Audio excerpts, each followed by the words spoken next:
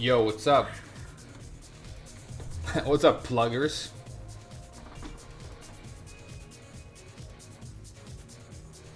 It's Spreadsheet? Like a hippo? You know that hippos do that. It's called muck spreading. When a hippo leaves the water, they will shit with extreme force while flapping their tail really fast to spread their diarrhea shit over as vast an area as possible. If you go to a zoo, you might see them do it. Lots of weird things about hippos. Do you know that they sweat red oil? They have red or pinkish oil in their sweat, so it looks like they're covered in blood sometimes, but it's their sweat, and it contains certain oils that act as a natural sunscreen so they don't get sunburned as fast.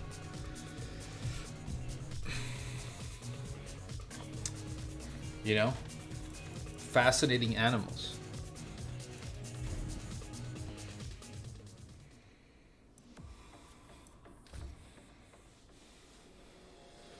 Explain the thumbnail? I don't know. Why would I? It's funnier if you don't understand.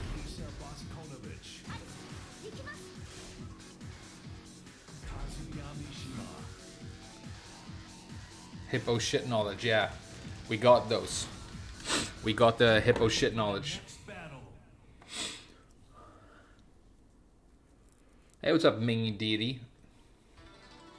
Those hungry hippos, yeah, they're hungry, dude.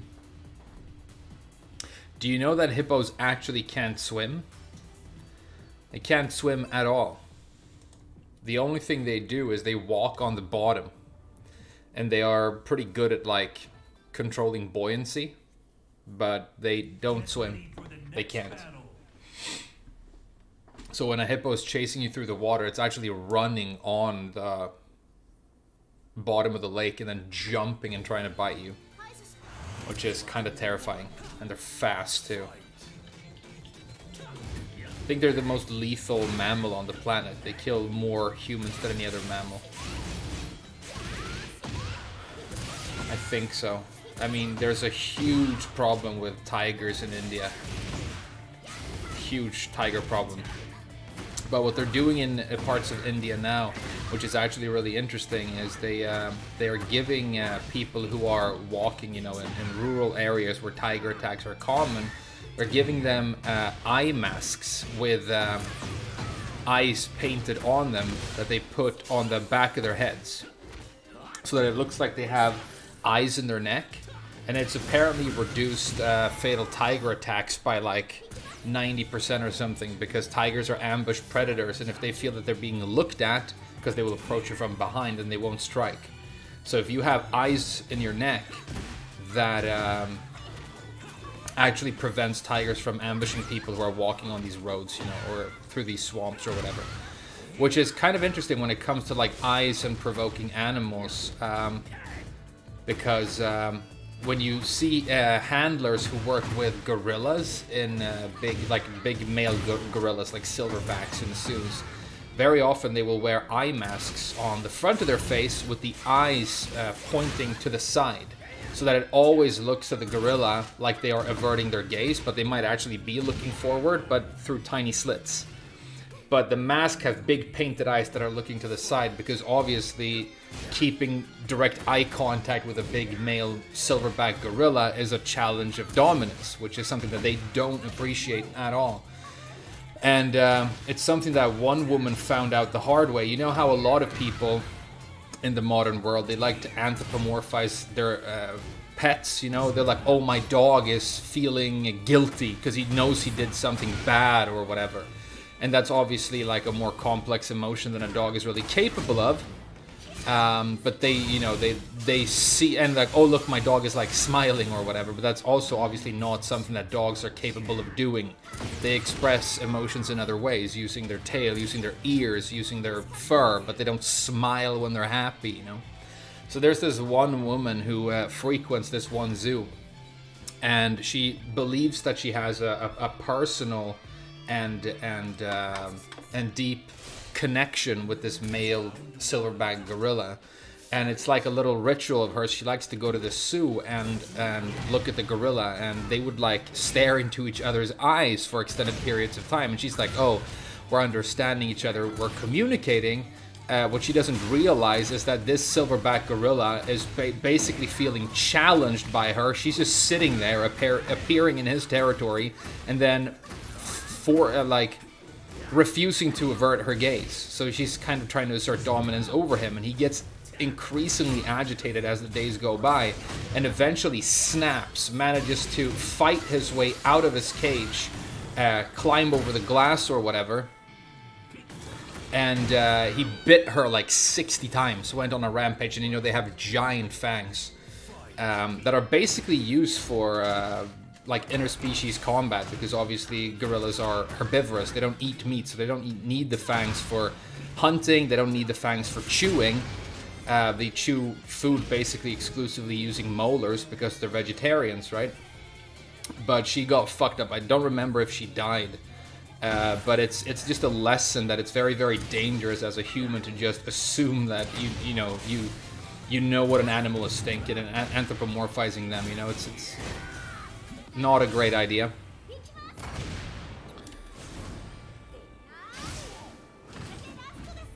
Confirmed for never having owned a dog. No, I've had a dog. We still have the dog. It's the family dog. Lives with my parents, and she displays emotion. Obviously, she doesn't smile though. She doesn't act guilty when she knows she's done something wrong. I mean, if you start posturing and talking to her in an aggressive way because you're accusing her of having done something wrong, then obviously she's going to be attentive and nervous and be like, you know, what's happened. But it's not like a dog is like, oh no, I know I shouldn't have eaten the toilet paper again and now I'm being scolded. Like, that's way more of a complex emotion. Like, guilt isn't something that is useful to animals more basic than humans, you know? You look at some of the most intelligent animals on Earth. You look at, you know, other great apes, and, you know, they have complex emotions, but it's still very basic compared to humans. And when you're down at the level of like a dog, come on, man.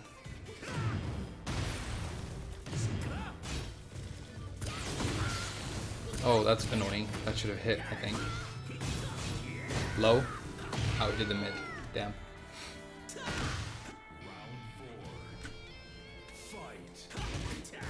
My dog acts guilty when she's shit on the floor. No, I don't believe that's true. I think you're reading into something else that is happening, but, you know, what do I know?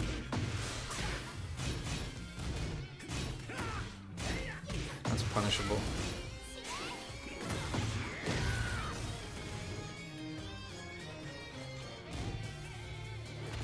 If there was a poll, like, we're gonna remove one character from the game, and everybody could vote on what should be the character that gets completely removed from the game, what character do you think that the community would vote to permanently remove, and why is it who are wrong? She kept smiling back, and she showed her teeth. Yeah, there you go. Frame is Swedish, emotions are alien to him. I think that's a weird interpretation of typical Swedishness. If you're talking about the fact that we're like socially cold to strangers and don't like sitting next to each other on buses and stuff, that's absolutely true. But it's not like we are emotionally stunted or anything like that. I think, if anything, Swedes tend to be over emotional, and it can get quite annoying. Maybe that's one of the reasons they just don't have the mental, like, fucking fortitude to deal with strangers trying to talk to them and stuff.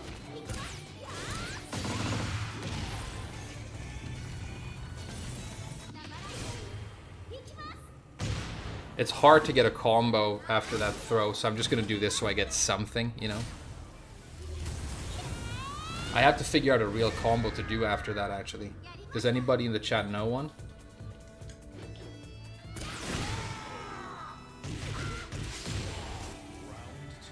Not all Swedes just frame. I don't think I lack emotion. Do you guys think so? If anything, I'm a little bit too neurotic sometimes, and I need to cool it down.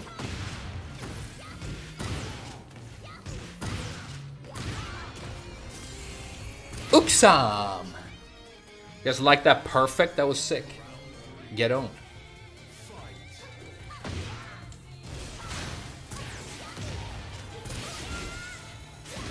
That's plus, dude. That's plus.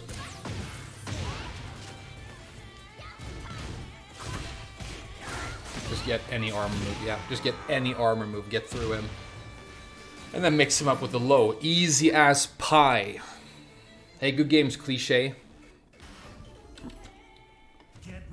Is salt an emotion? That's a funny question. I'm a Latino, you guys are stone cold to us. That makes sense. That might make sense. Up forward 1 always connects. Does it really? Thanks. Noel Vermilia. That's great information. No, that will totally do. When you move back to Japan, take me with you. I'm small. I'll fit in your suitcase. I might run into trouble with customs, though. You're going to smell like weeb. And they have, when you come to Japan, they have dogs. They have dogs smell your stuff and whatever. They're going to smell your, the spaghetti in your fanny pack, dude. They're going to smell the sauce.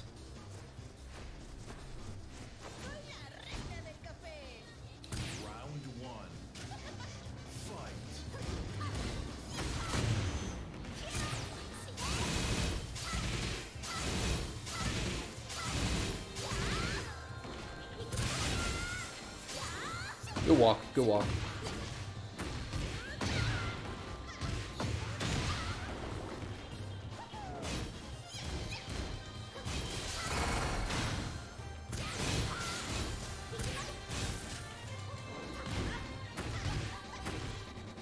Oh, here comes the running move.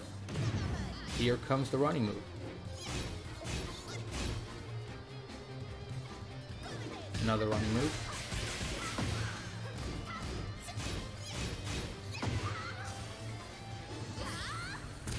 Oof, right in the titties? Dude, that's brutal.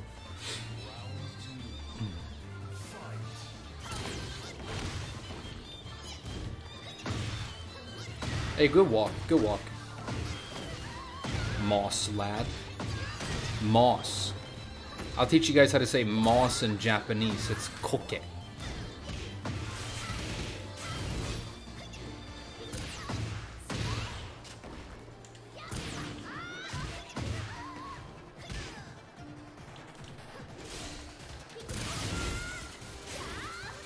Really? Okay.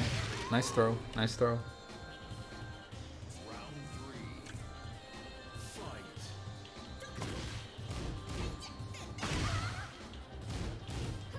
Oh god, okay.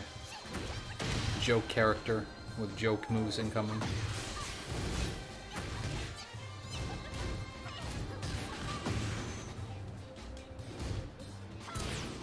That's a big whiff.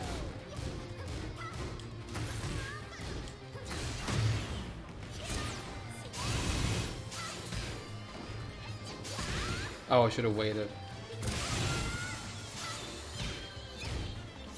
Oh, the low, fucking low spam on this guy. Okay. Nice Azuzena. Using the same 3 moves as all other Azuzenas. Refusing to not do the same 3 moves.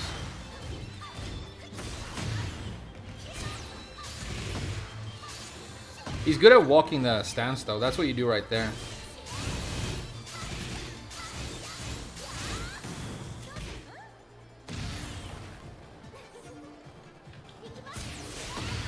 Okay, final round. This is exciting.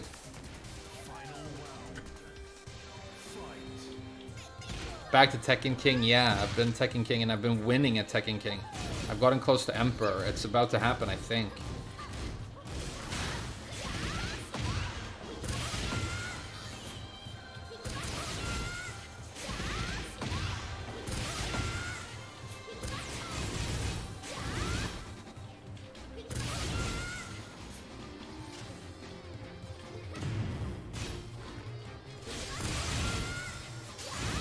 Dude, the patience.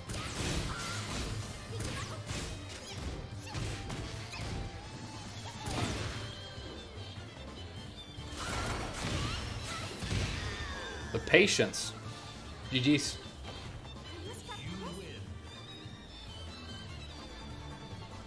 I've realized that the way to rank up when you get to high ranks is you really have to work with these bonuses that you get for 3 wins, but you don't get those bonuses when you play somebody who is more than 1 rank removed from you. So this guy can't give me a bonus, no matter how much I beat him, right?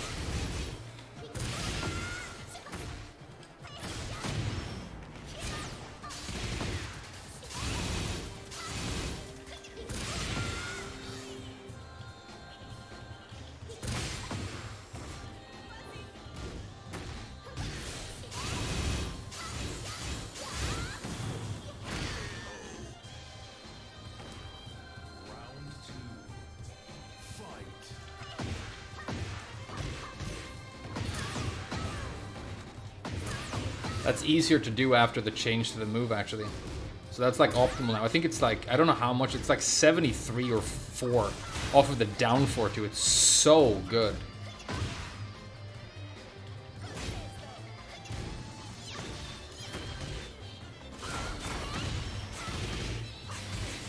Good block.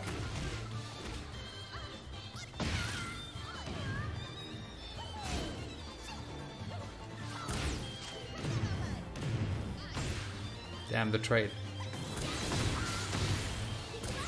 Oh no, the back! Damn, shouldn't have done it. Okay, alright. The motion buff. It's online.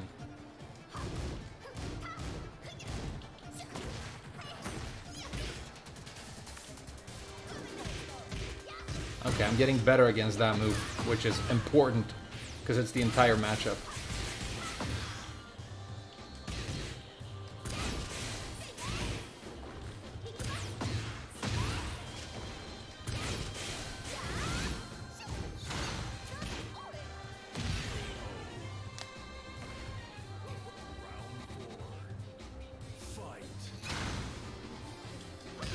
Yeah, I'm getting way better against this move. I'm like dealing with it now.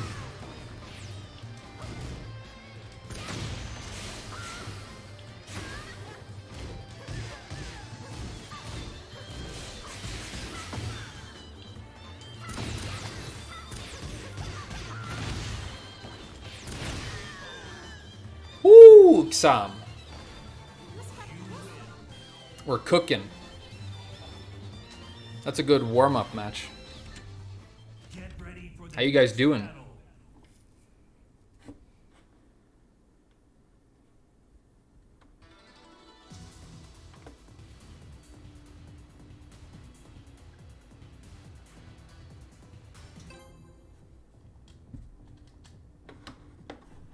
Wi-Fi?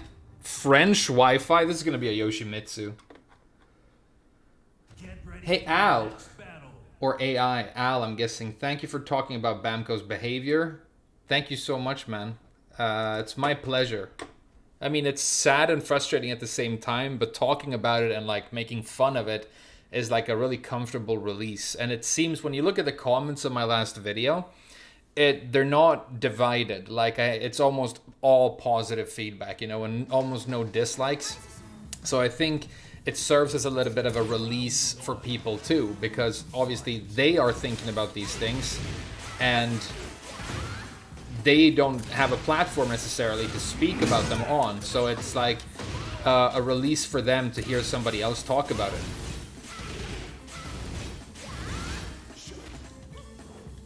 Hey, I can break your throws now, Victor. I can break your throws now. Let's kick his ass and watch him plug. Hey, where's the plug, dude? Where's the down back for? Do a down back for, get it blocked, and then start plugging, dude. Where's the down back for? Where's the down back for, dude? Where's the down back for? That's not down back for. You're doing the wrong low. Are you sure you know how to play this character? You're supposed to do down back for.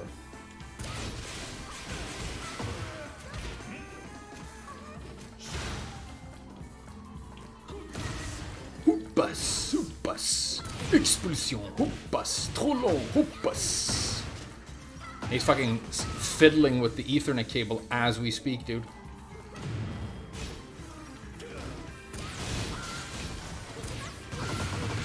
He's touching the Ethernet cable right now. He's fingering it.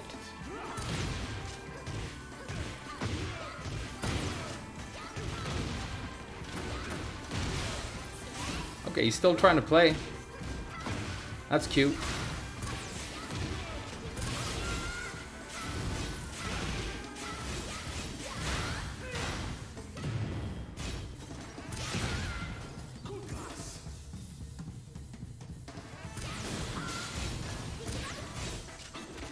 can break your throws now. They fixed it in the patch. So your character can't win for free anymore. Damn, he stayed? Hey, thanks for the points, dude. You wanna go again? Your name is so sus, and your character, and your Wi-Fi, and your French. Like, I didn't expect you to stay. I'm sorry. If unknown players, like, legit your, like, user tag or whatever, I'm sorry for making fun of you. But can you blame me? Do you know what I mean?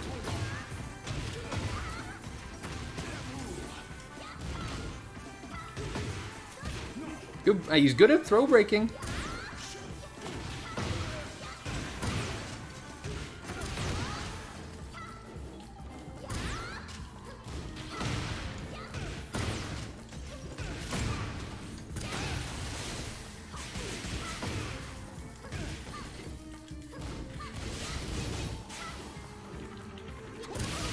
There's the down back four. This guy is sticking around. That's crazy.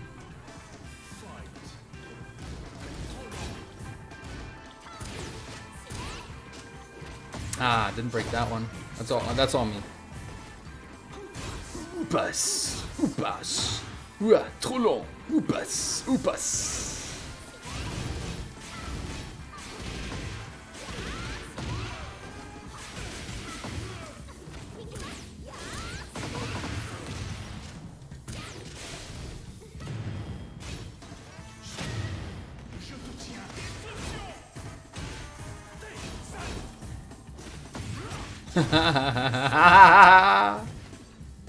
Classic? Classic? Okay, classic.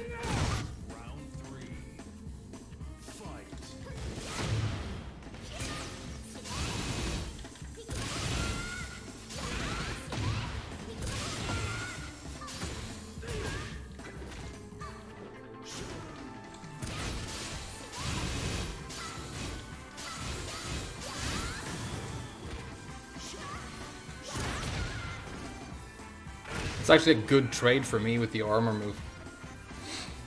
Okay, stay focused. Don't lose. Don't jinx it. No! Hippos! Shit! Hippos!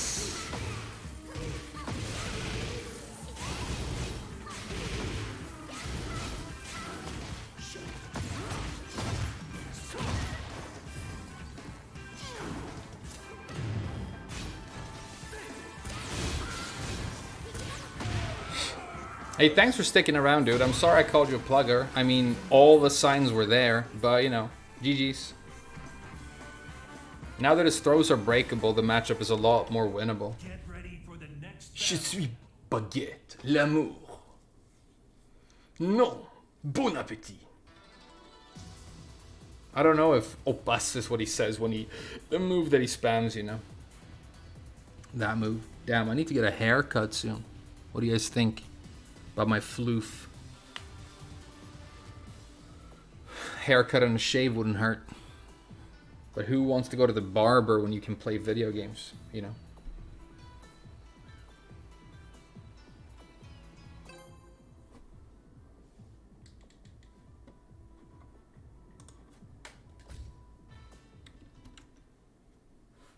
Get ready for the next battle.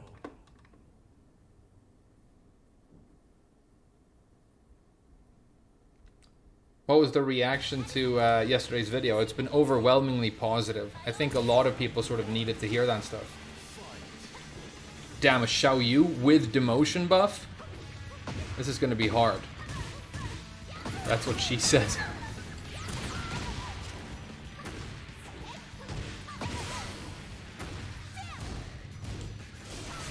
Good duck. Okay, he's a throw abuser, but all Xiaoyus are throw abusers. They almost abuse throws as much as Dragonov at this point.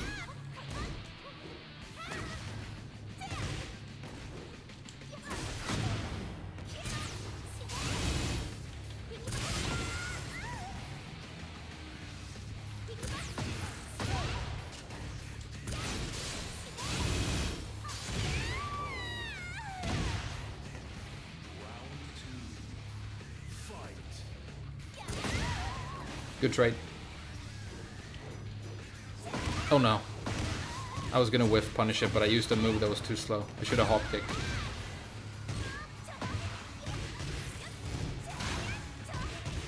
Dude, infinite combos and damage. Xiaoyu's so broken. They were right about her, by the way. I've played against her more, and they were right about her. She is top 5 and needs massive nerfs. The solution, like, I was gonna make a video on the solution to, like, the balancing issue right now, and really the main thing you have to do is start removing things like AOP.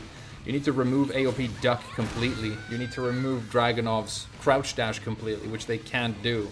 Because then they like ruin the character, right? So it's like not possible to solve really. As long as she has AOP duck, it's like broken trash.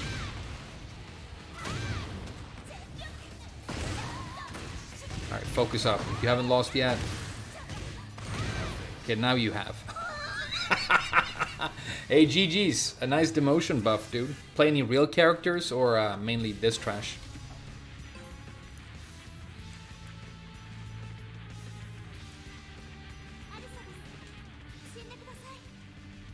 Don't shave your face. Well, you know, I tend to look, I mean, a little bit more like childish and stuff, but also like, look at that! She went under that mid as well, and that wasn't even AOP duck.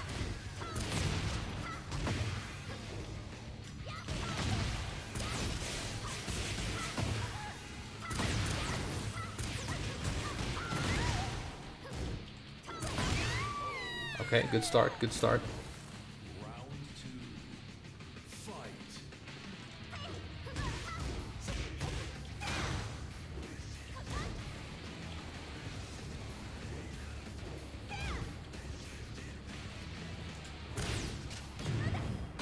Got me on the back. Nice whiff.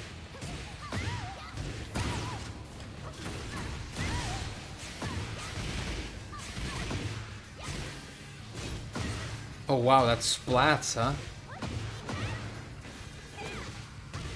Oh my god, chill with the brokenness for just a little bit, dude.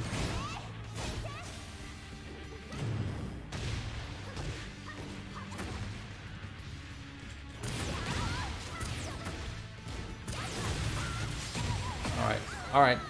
You get wall damage for hitting with that near a wall, which is kind of cool.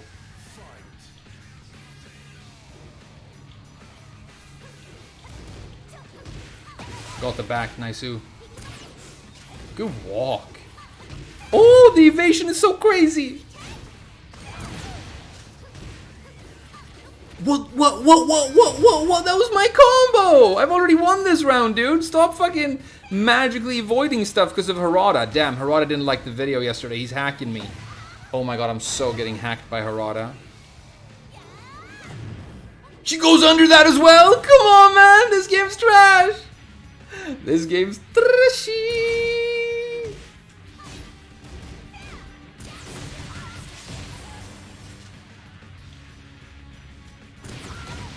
Ooh, that felt good. Hey, 3-0, let's go.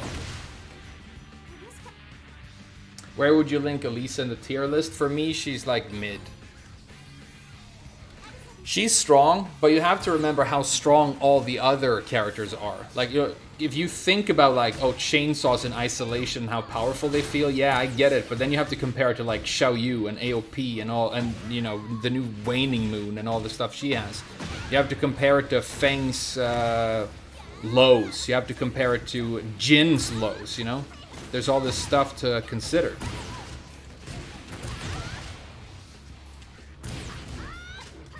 I knew he was gonna throw. I knew he was gonna throw.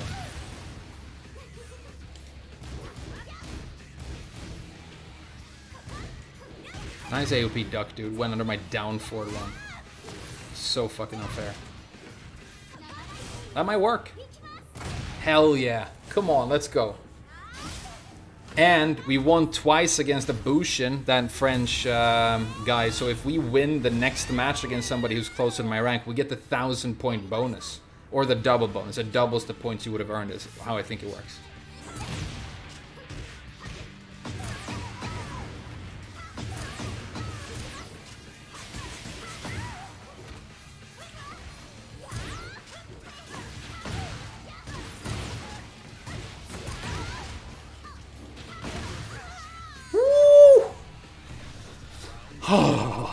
Uksa.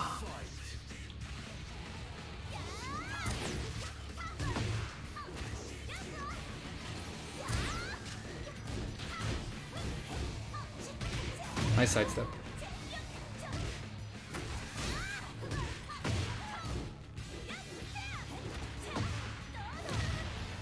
That's a. Does she have a legit throw mix up from that?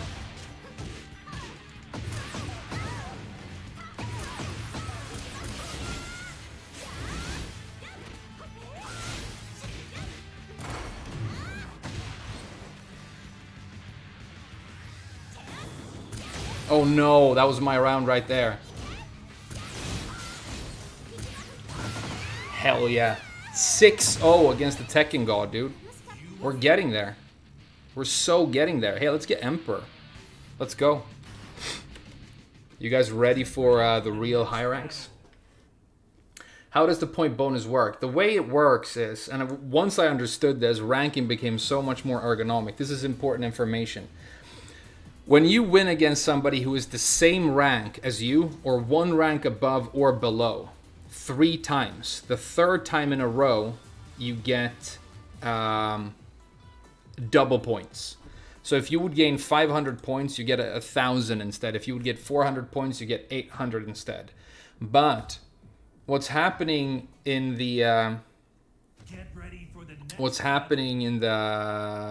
match right there, where I'm fighting a Tekken god, is that he's removed more than 1 rank from me, so it doesn't count towards any streak. But the same way, if you lose against somebody 3 times in a row who's close to your rank, you actually lose double points as well. Now, I will get double points if I win this match against this Jin, but as you can tell, or as you already know, Jin is an unbeatable character in this game, so it's basically not possible unless I pull off some sort of, you know, miracle, or this guy is really carried by his character and really quite trash. But there's literally no reason an Elisa should ever be able to beat Jin in a fight in this game, really. She's not even close to as good as him. We're doing okay so far, though. Oh my god, that's sick. We got a round. Okay. Let's try and snowball this advantage into a win and get the double points, dude. It's important. It's how you rank up in Tekken 8. It's how you rank up.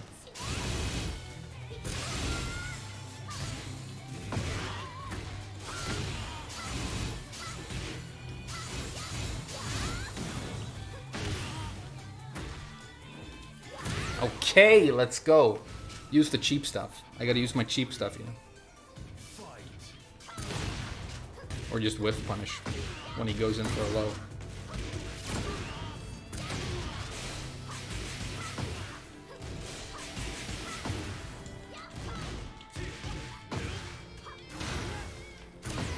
Okay, Demon Paw time. Oh, here comes the best low in the game. Okay.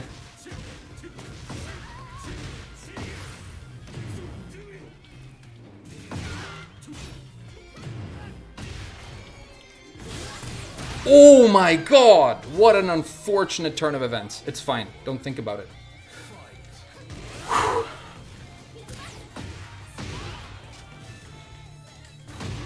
Most overpowered move in the game right there.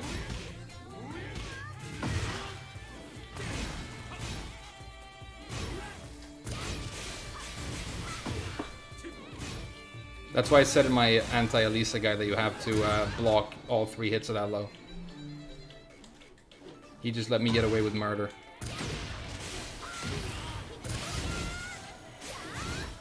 Almost. I've almost done it. Stay strong.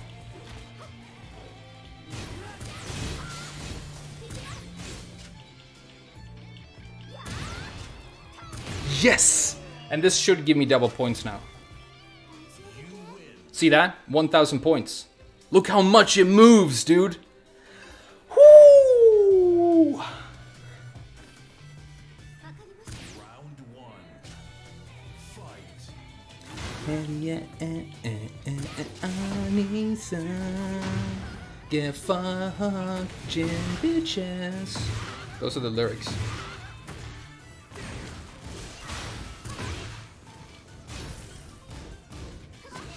Oh, he swings right there? Okay, that's good information. I'm going to finish that string on him again, and he's going to get launched.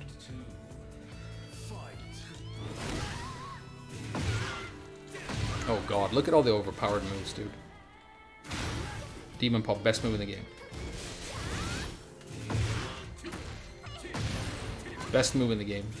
No cap.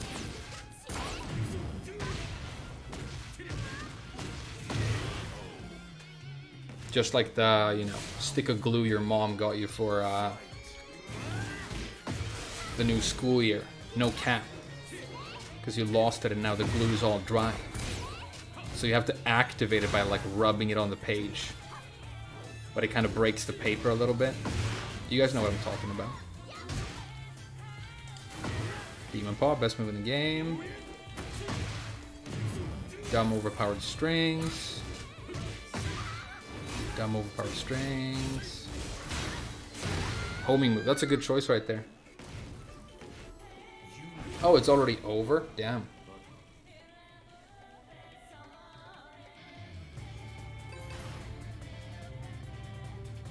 Jin is 200% honest compared to Elisa. Oh my god, that's almost a ban, dude. Careful. Jin is the most overpowered character in the game. He's got forward 4. The only reason you're not as pissed about forward 4 as you were in Tekken 7 is because he has so many other moves that are broken now that he can do other moves than forward 4. That is madness what you just said. Hey, don't ban him. Terion is cool. Unlike Jin. And Jin players. Oh, that low is so broken. Oh my god, that low is so broken.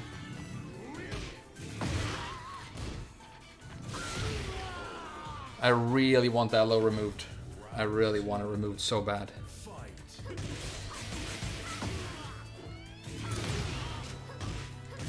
They do it so much that you can like predictably crush it though. Oh, I'm airborne. No, I'm not.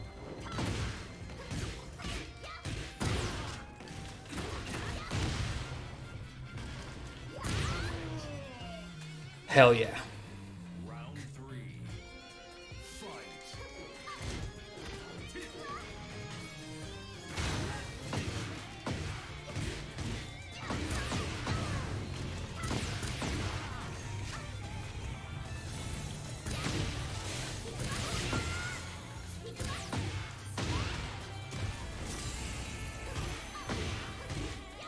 Oh, that doesn't work? Damn.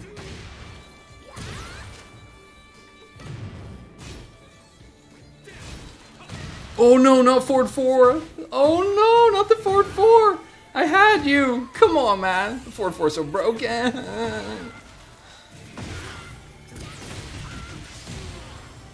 Woo!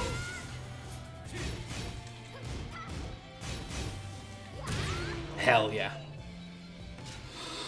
I mean, we're beating Jins, which isn't even theoretically possible. You know, we're doing really good today. Do you guys want to get Tekken Emperor?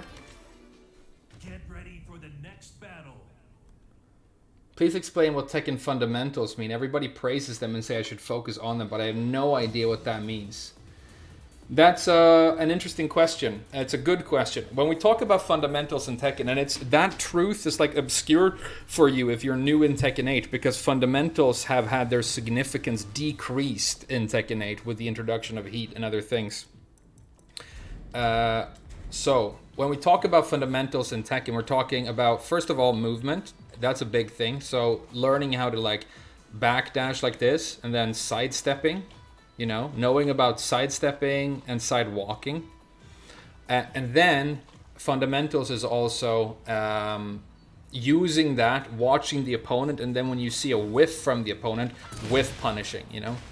Fundamentals is having clean inputs and knowing your combos and not doing messy inputs that they're going to draw. Fundamentals are knowing your frame data. So that, for example, if I punish flash punch combo from Kazuya here, I should know that I can punish that, and ideally I should punish it with something that gives me optimal damage, right, for the situation. So in my case, that would probably be a hop kick or a back 4-4, because it's a launch punishable move, right? So fundamentals is basically movement, basic knowledge of frame data, and clean inputs, knowing the basic mechanics of the game, and then it also has to do a lot with like, you know, it's not as prevalent as it used to be, but there are all these like hidden mechanics that people don't know about, like crouch canceling and instant while running and instant while standing and stuff like that. Throw breaking is fundamentals as well. What isn't fundamentals is like throwing launchers and hoping they hit, throwing snake edges and hoping they hit, attacking, like activating heat and then attacking again, just trying to like hit your opponent with so many things that they have no choice but to lose or get hit eventually. Because watching your opponent and reacting to them and being intimate with the fundamentals of the game is what we refer to. But I think if you ask that question to other people, they would probably have a different answer to it.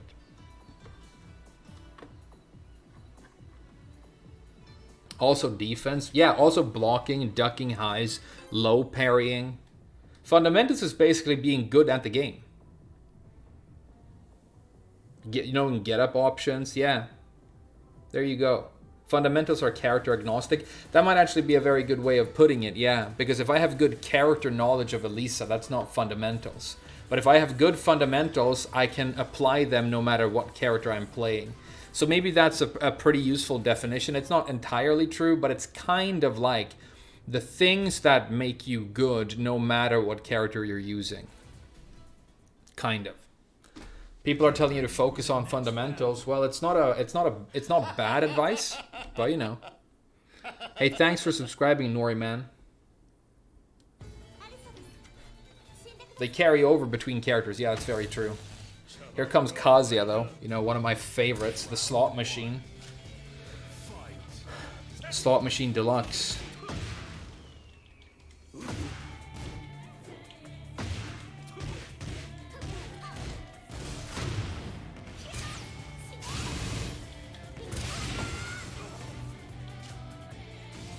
Oh, really? That's cool.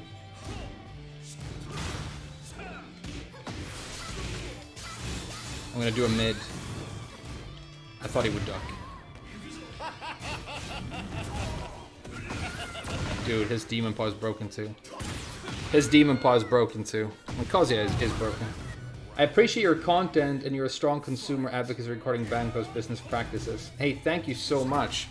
Thai name. I can't read Thai, but I really appreciate it. That might be Vietnamese as far as I know. But thank you so much. Name I can't read. It's like I said, it's my pleasure. I do it as much, you know, for my own sake as anybody else's. Otherwise, all this truth is just trapped inside, you know. And you know, it's my truth. Plenty of people are going to disagree with my takes. But that's what I've always said, you know. I don't expect people to, like, share my opinions necessarily. The only thing I really appreciate seeing is when people speak their truth. But what I've been seeing a lot right now is people choosing to be silent or refusing to talk about certain things or straight up lying about certain things because it's convenient or profitable. And that is difficult to respect.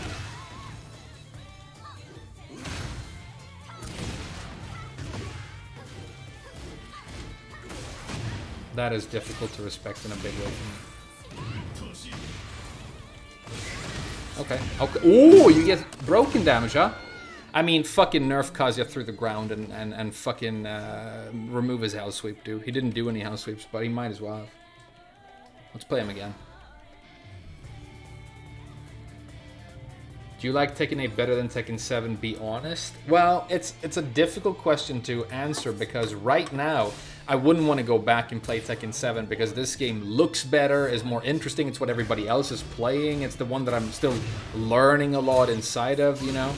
So, and you guys probably remember this, but I thought that Tekken 7 was too aggressive and had a bad balance and too many like broken DLC characters and stuff. I mean, Kunimitsu and Marduk were driving me insane in that game.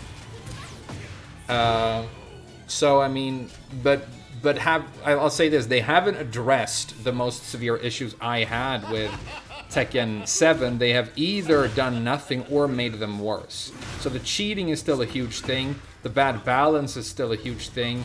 Kazuya still has his Hell Sweep. Devil Jin has a better Hell Sweep than ever. You know, more characters are I'm not going to say more characters are broken because, you know, Tekken 7 had a huge roster by the end. But, you know, the netcode still has issues. We still have all these issues, right?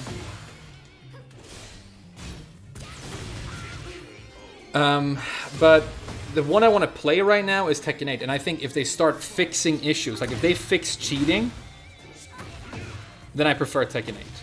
If they fix balance and cheating, then I love Tekken 8.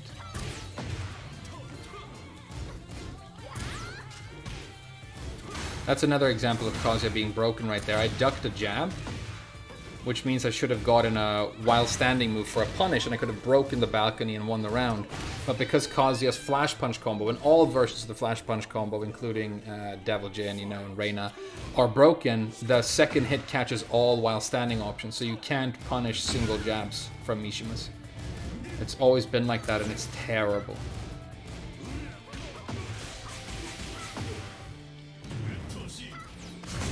Okay.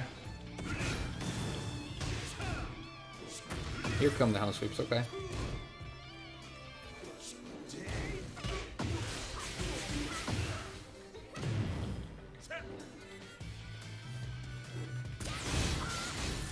Don't block, thanks.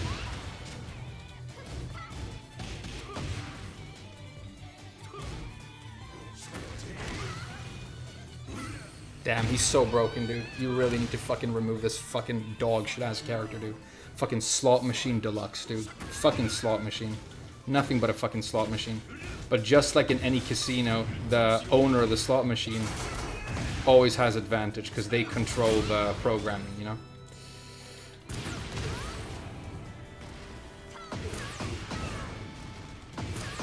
Go to sleep, go to sleep, go to sleep, go to sleep, go to sleep, go to sleep, go to sleep. Whoo! GG's. I'm like consistently winning today. Sleep is overpowered, dude.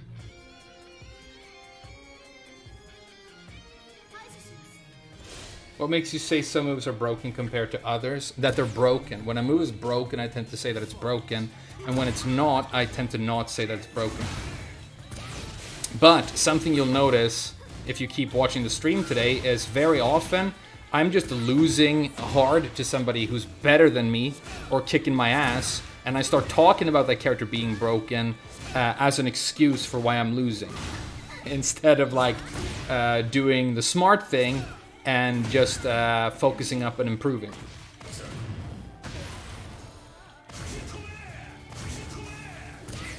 I think he wins, yeah.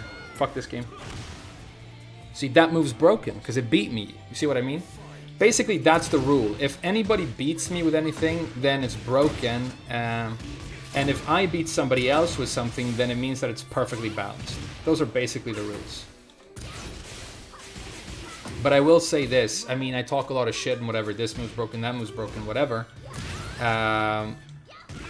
When I lose, it's always majority my fault. At the very least, to a large extent, my fault, and there were things I could have done better, and my opponent beat me fair and square, even if they were playing Devil Jin, you know? And that's how I actually feel, and that's why I'm very careful to always say good games are well played at the end of a match, because I'm reminding myself to stay humble. You know what I mean? The delay, I caught him with the delay.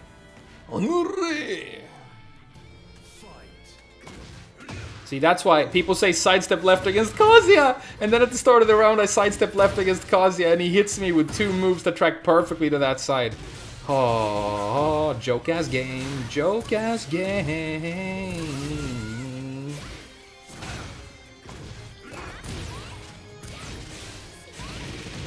Hey, we got him.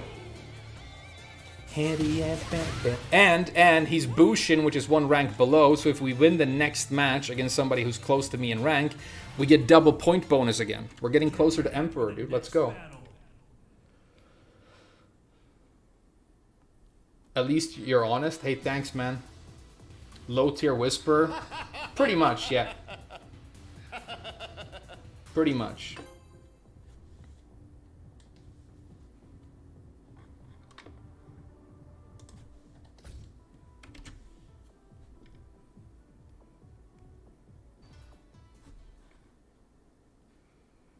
Is it philosophical question? Is it possible for a scrub to know that he is a scrub, or does that awareness stop him from being a scrub? You're talking about the Peter principle, aren't you? This is studied academically, I think. And the Peter principle basically says that in any organization where you can like advance up the ranks, so for example a company where you can get a promotion, everybody will eventually end up incompetent. I mean, it obviously doesn't work like this in practice, but the idea is that, okay, so you do a job and you're competent enough to do that job well, so eventually you get promoted. And then the new position, which is higher and has more responsibility, you're also able to do that well, so you get promoted again. Eventually, you will get promoted to a level where you no longer have the ability to really perform at that level. And that's where you then stay and don't promote any further. And basically what the principle is saying is that everybody eventually gets promoted to a point where they're incompetent for their job. And you end up with nothing but incompetent people.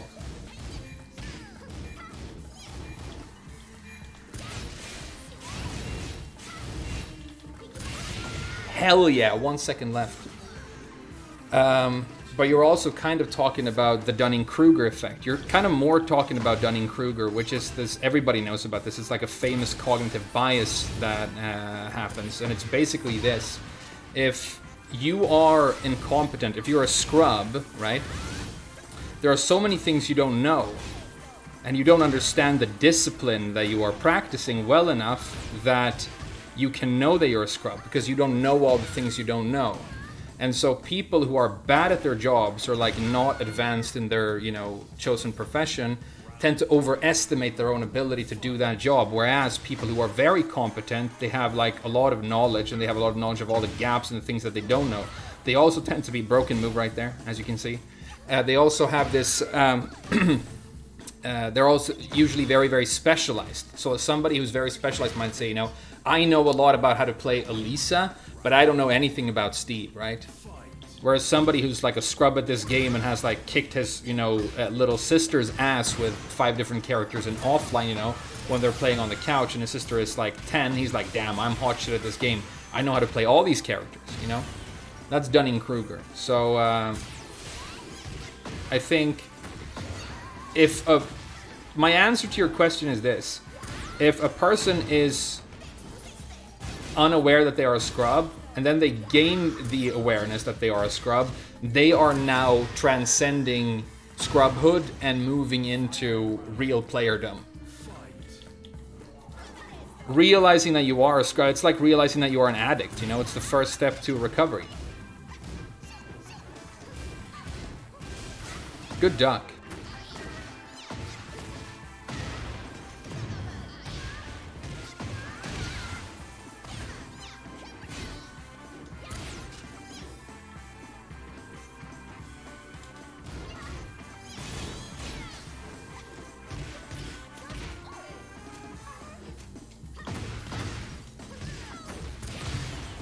This is going to be a cool combo if I do it right.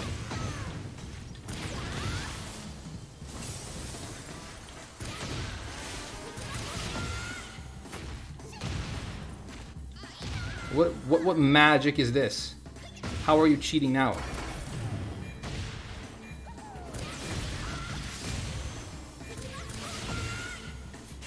Yes! Point bonus, let's go. See that? 1,200 points! Let's go! Whoo, that was sick. That was sick.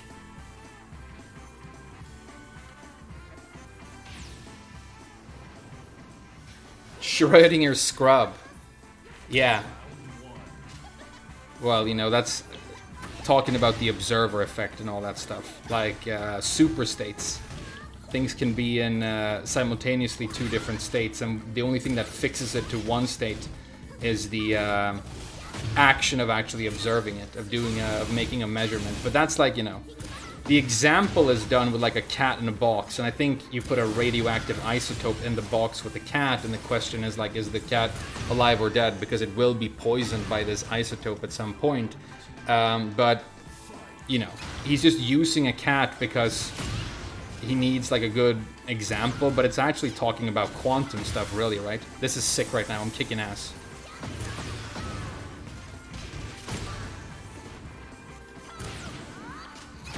Okay, nice. He wall spamming with a mid. Dude, nice infinite combos. Oh my god, this guy's cheating! This guy's cheating. Well played. Round 3. Fight.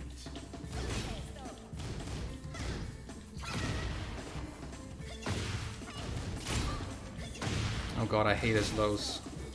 He's still doing throws after that. I shouldn't have finished the string. Oh my god, it's so overpowered. I mean, even when you start getting good at dealing with it, look, I'm getting good at dealing with it, and it's still so overpowered.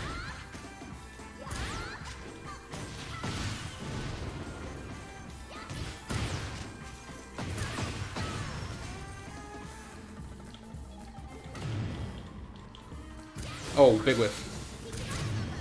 Yeah, I'm dead. I'm dead. Shouldn't. Oh, he doesn't know the combo.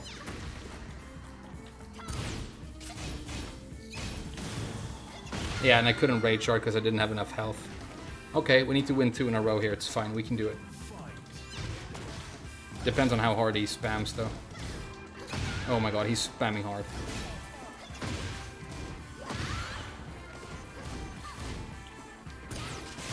Nice movement for once. He's actually playing a little bit of Tekken there, even though he is an Azucena user.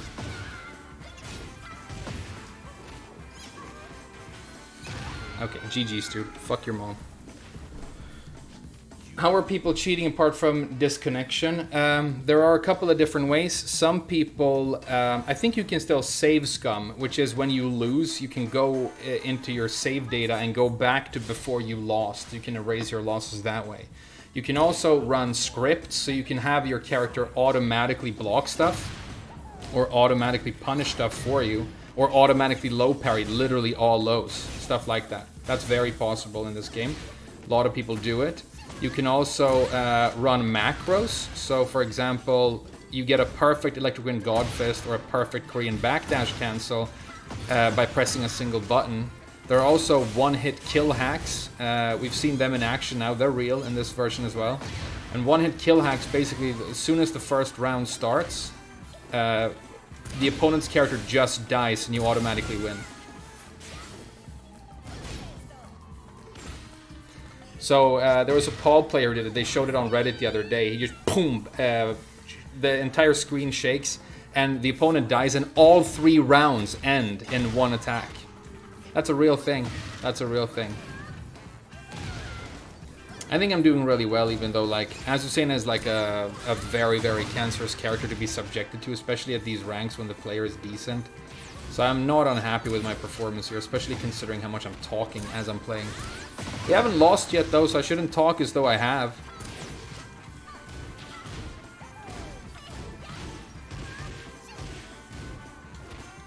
He does a lot of fucking throws, this guy. Then again, so does everybody in online. Like, if you've played against a Dragunov, the reason Dragunov gets carried through, like, almost all the ranks right away is because he can do running to throw, and then he has, like, a pretty decent throw mix-up. That's, like, the bread and butter of Dragunovs. It's not, I mean, he has good pokes and all the rest of it as well, but really it's running to as a perfect setup for throw mix-ups.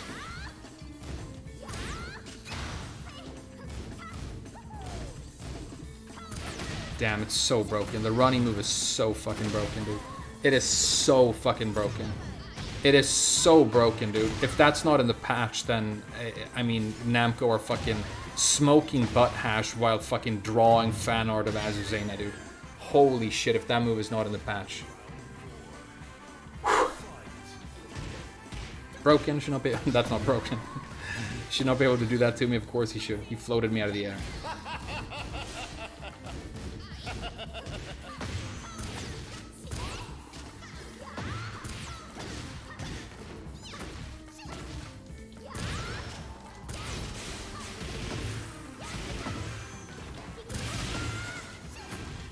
Oh no! Oh no! Oh no! Oh no! Oh no! Oh no! Oh no! No! No! No! No! No! No fucking way! This is the luckiest bitch who's ever sucked fucking cock at Tekken, dude. He hasn't won yet. Oh my god. Oh my fucking god. Oh my god. No, I hate you so much. Oh my god, I've never hated a Tekken player this much. I have to block him right now. I can't play this guy again for the rest of my life. I can never play this guy again. I think I'll die. I think my heart will fucking stop if I play someone this lucky again. He's lucky enough that I will get a heart attack while playing him just so he can win easier. That's how lucky this talentless fucking cunt is playing this dog shit ass character in this dog shit ass game. And good games. Well played. Get ready for the next battle.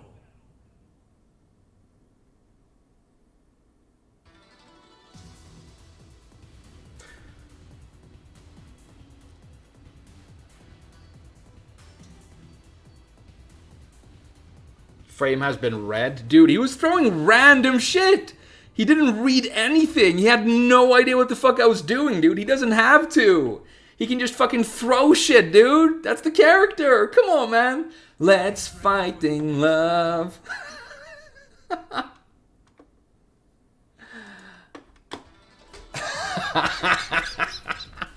guy was good. Hey, well played. Nicely done. Damn, that broke me. Taylor Swift, Sue? Dude, this guy is hardcore. You know what me and my girlfriend called Taylor Swift? She likes Taylor Swift. She plays her music sometimes. We call her Tease no Hito, which means the person with the sweaty hands, the person with the sweaty palms. That's what it means.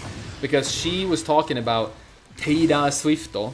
Teida Swifto is how you say it in Japanese, right? And I was like hearing it as Tease no Hito because it's very similar. I'm like, who's Tease no Hito? Tease no Hito? Dare sore? She's like, no. Teida Swifto. I'm like, ah, okay. So, you know, Taylor Swift. Her palms are sweaty, knees weak, arms are heavy. There's vomit on her sweater already. Framed spaghetti, he's nervous. He's gonna do like a seppuku or something. But he looks calm and ready to drop combos, but he keeps on forgetting what he wrote down. The whole chat goes so loud. He presses his buttons, but the moves won't come out. He's choking how? Everybody's joking now. The clock's run out. Time's up. Over. Blow. Hey, nice. Oh, you actually did the move. Cocksucker. Good for you.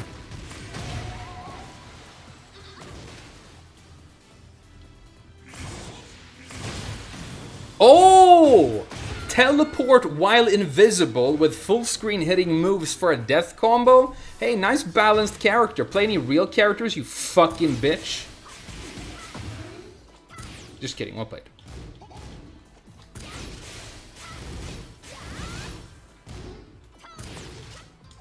I can't do a follow-up move right there because flash beats all options. So I'm using the down freak to bait the flash. See?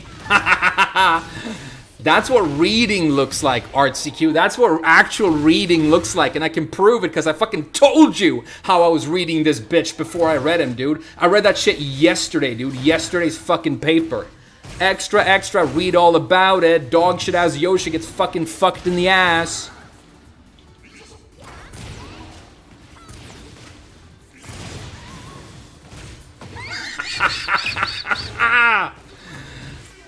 I don't care if I lose this now. I'm so happy.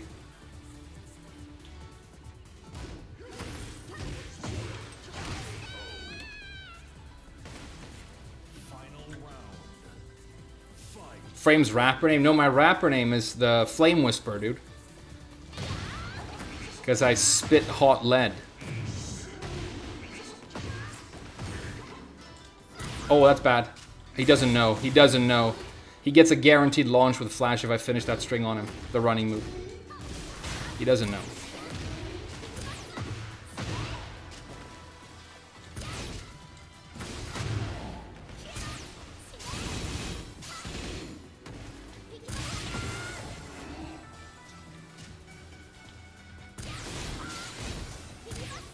No duck?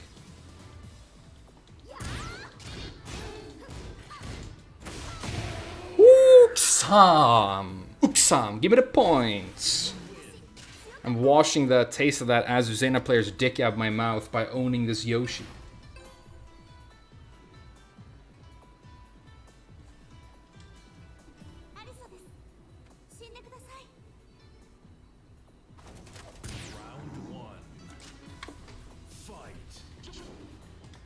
Frame spitting. Hell yeah. It's punishable.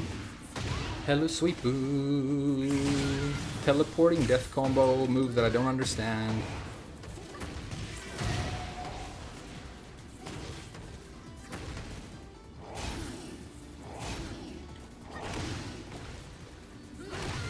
Oh my god. Holy shit. With the cat ears?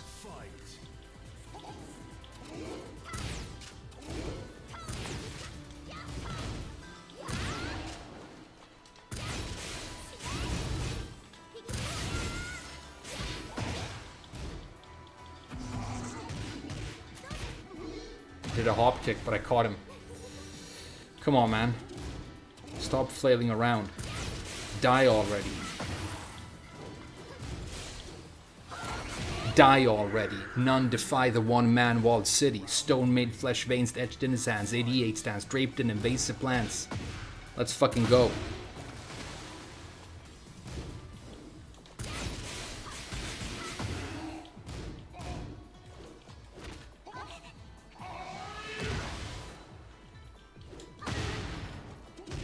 Twice?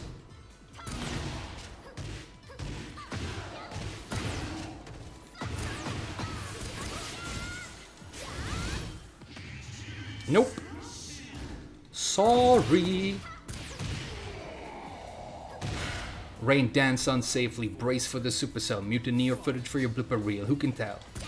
Pours hot tar from the top of the barn. Necktie on his head. Condor on his arm.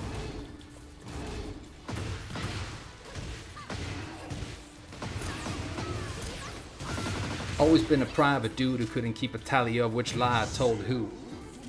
Cut my hair shaved, change my name in my lazy drawl. Soon enough I will estrange you all. I go ghost.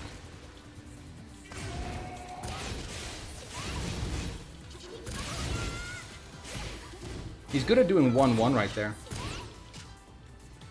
And he doesn't flash after down 3. Maybe he doesn't know that he can. Maybe I should let some moves rip from down 3.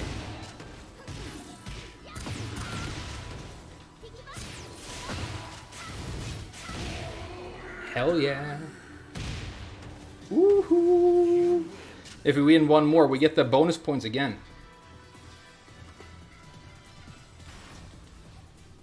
Get ready for the next battle.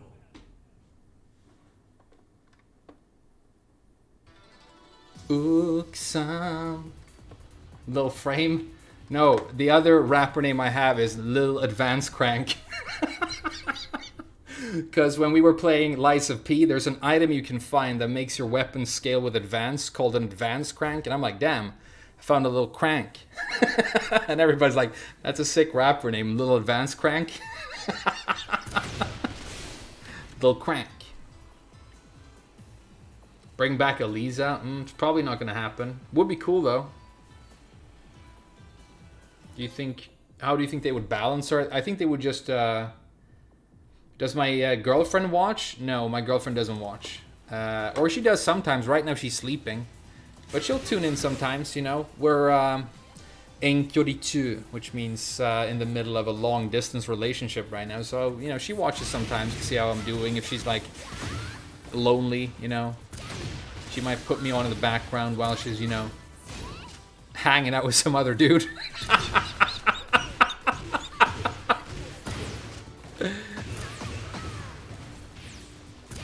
I'm just kidding, baby, if you do see this. Obviously not accusing you of anything. We're just having a good time. Little tax return. That's a good one as well. Dude, check it out. It's a fucking Shaheen. I didn't even know they existed. I've never seen one in the wild before. It's like seeing a unicorn. But Shaheens are dangerous because whether the character is good or not, the Shaheen players are always very good. That's what you have to realize. Shaheen players are fucking good. See that? See that? See that right there? You guys can't do that.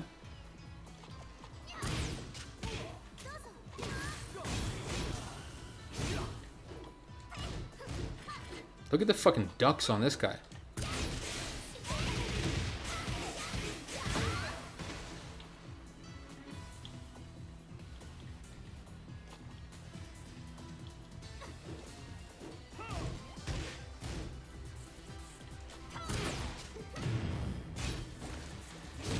Really? Okay.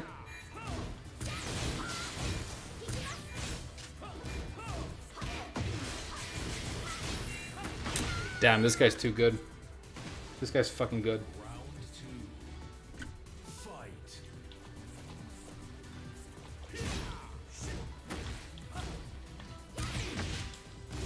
Look at the ducks on this guy, dude. Fuck this guy. Can't beat him.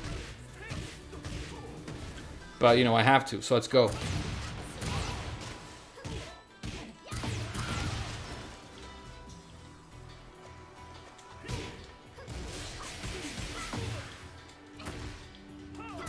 Ooh, with punish in your ass.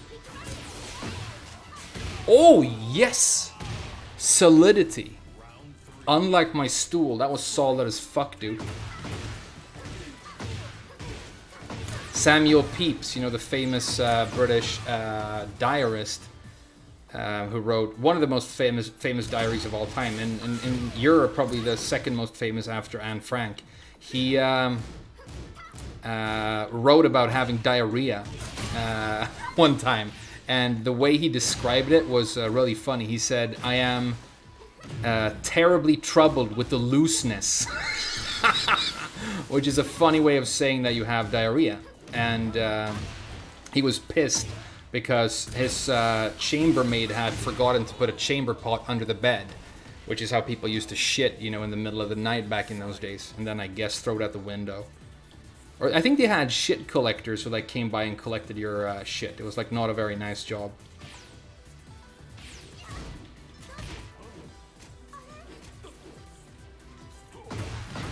Dude, I'm actually beating this guy and he's good as fuck. Like, this guy's good. Jung Skeng. It sounds like a K-pop rapper. Lil Skeng. Hell yeah! Is that a point bonus? Show me the bonus. Oh my god! Look how close we are!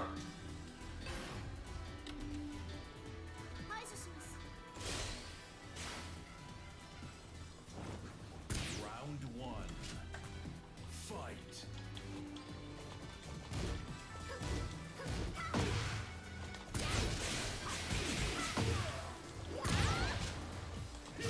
Nice, nice. Oh my god, okay. He's going in now. Don't choke frame. That's what she said. When she put the ball gag in my mouth.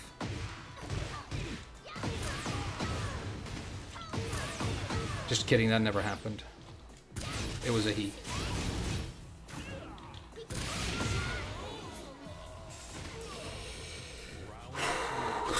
Okay, stay frosty, dude. We can do this.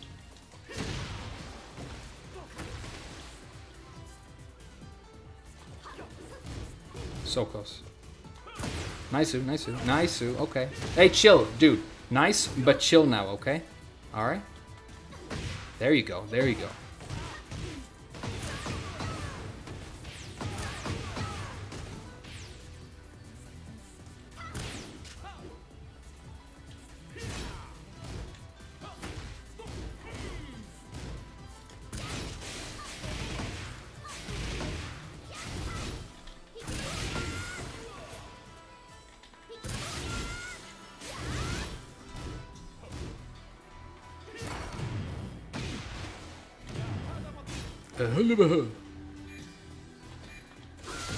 Oh my god, this is so tight! Can you believe how much ass we're kicking today? This stream is sick.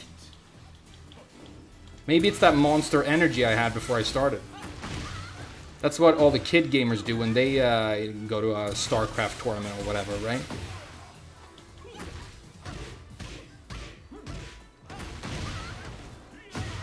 Nice combo, nice combo.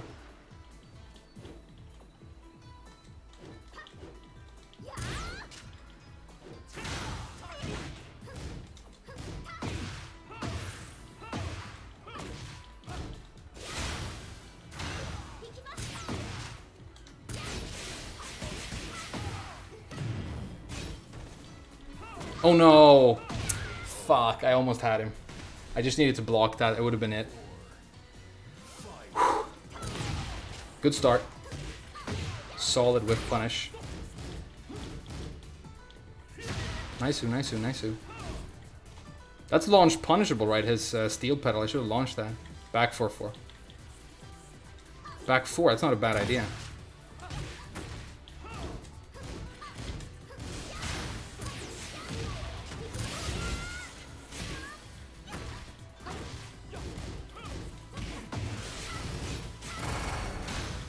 Blocked it. That's sick. Ah, nice whiff punish, dude. Hey, why does a Ghoul Master hit guaranteed right there when I'm blocking? Is it that you can't neutral guard? Is that it?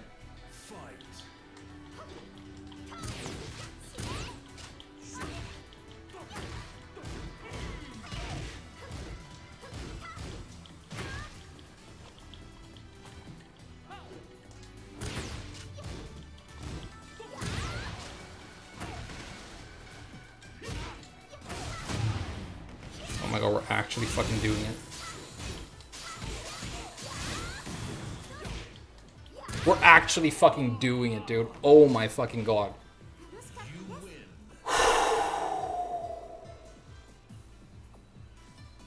Just keep the momentum going. Like, don't start psyching yourself out, you know? You're consistently winning at this rank. It's not a fluke. I've beat like a bunch of people. I just need to stay positive and have fun and not think about the fact that this next match is potentially my highest ever promo in this game. But I have heart palpitation, I'll say that. My heart is going doki doki right now. Oh my god, it's a victor for the promo? Come on, man. Don't do that to me. Oh. Okay, we gotta play like bastards. Okay, that's fine. Okay, he's already throwing, that's fine.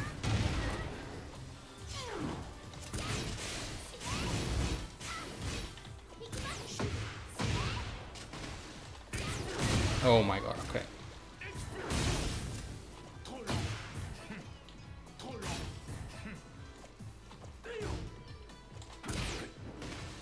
Just the first round, it's fine. It's not a big deal.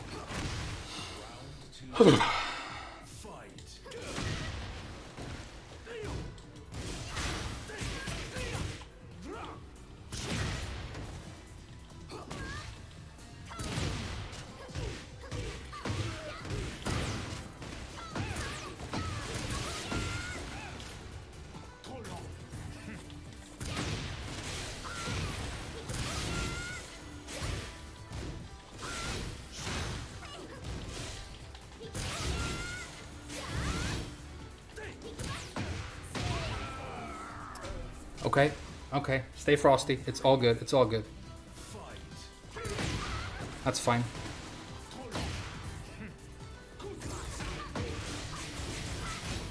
He knows how to block that? You sure you're a victor, dude? You're playing kind of solid for a victor. 1+2 throw. Oh, we did a 1 throw. I predicted 1+2. I should have looked at the hands. Don't think about it. It's fine.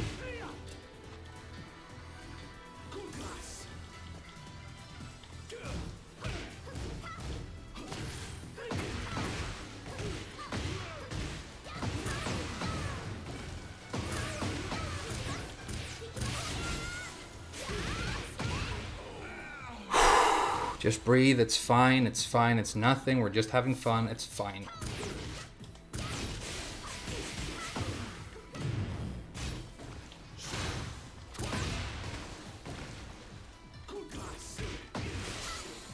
Good duck.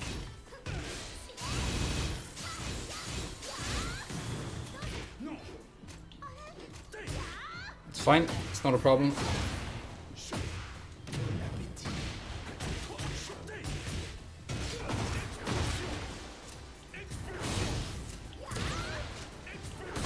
Oh, it reaches that far?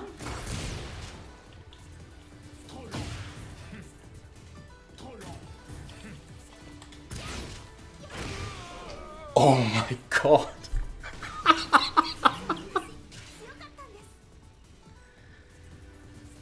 Oh. Screenshot that. I'm sorry, dude. I need a break after that. You have no idea how nervous I am. But good games. Oh.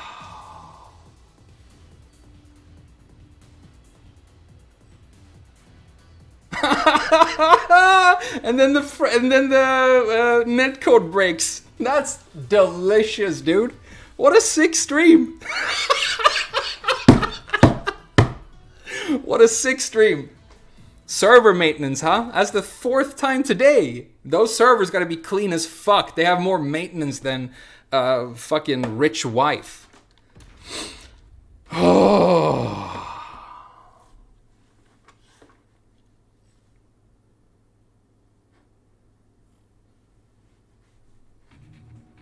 That's delicious, dude. Fucking spank a little Victor, and then the netcode is like, peace out. Oh, I'm gonna take another Elisa break after this push, but it feels fucking good, dude. It feels fucking good, not gonna lie. Do you guys want to look at the leaderboards? A lot of people are promoting, though, so, you know, it might not be that high.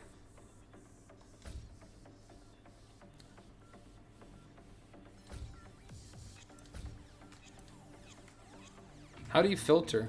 I always forget how to filter in this menu. It's not very good. Sephi Black has got Tekken of God of Dominion on. Dude, he's number 1 on the leaderboards. Dude, Sephi's so sick. What a fucking Chad. What a Chad that guy is. I beat his Shaheen though. But it was very early in the game. But it was like a good match. You know, we were like trading blows and stuff, and I was moving. And it was a 2-1, which is nice. Luna forever. Okay. We got a couple of max rank. Chanel is max rank. Only 8 people are max rank. We're going to get there eventually. I mean, it's close now. We're close. Banana Muffins. Damn, this is Cuddle Core. She's God Supreme now. Fran. Awesome.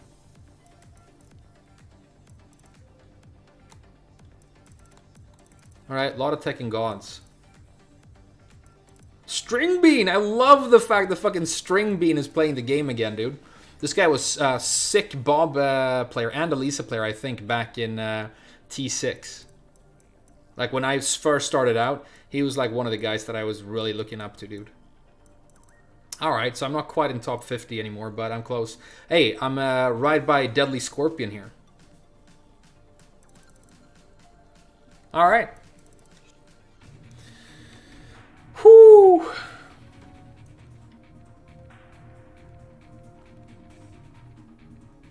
Imagine if you got Miguel back. Yeah, I know. I know, that would be insane. Well, free plug for Monster Energy Drink, I guess. I don't drink energy drinks because it's like kind of juvenile to me. I prefer coffee, but I bought one of these and I don't know. Maybe that's what did it. Maybe I just played well. Who knows?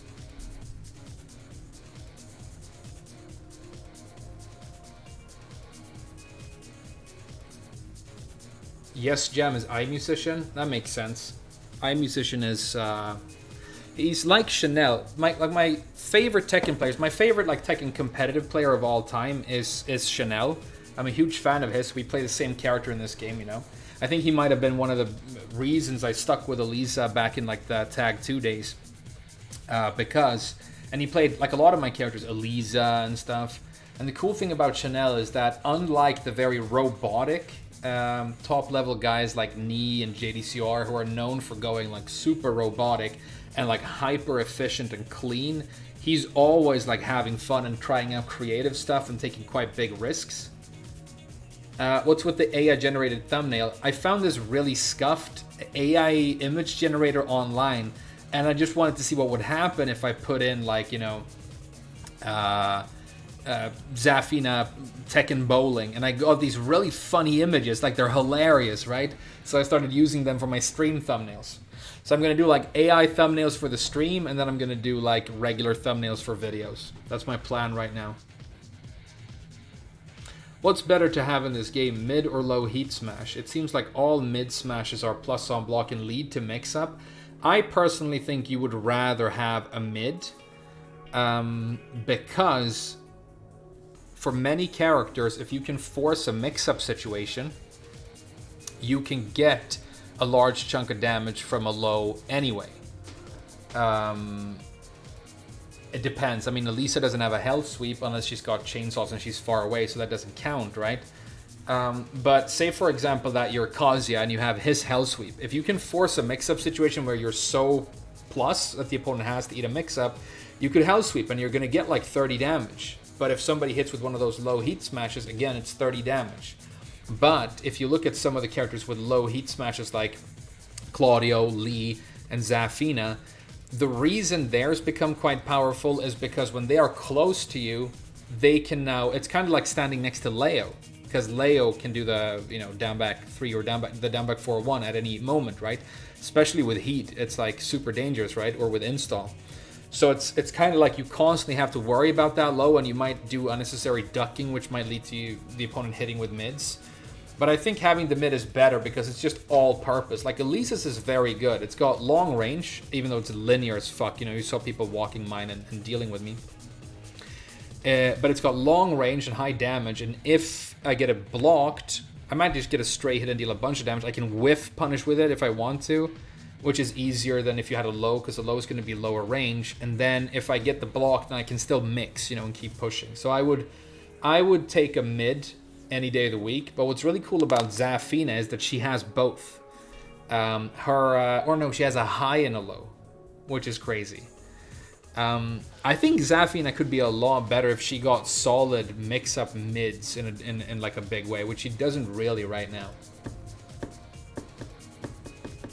Kazuya's heat smash is low, yeah. Paul's heat smash, you know, he has a demo man.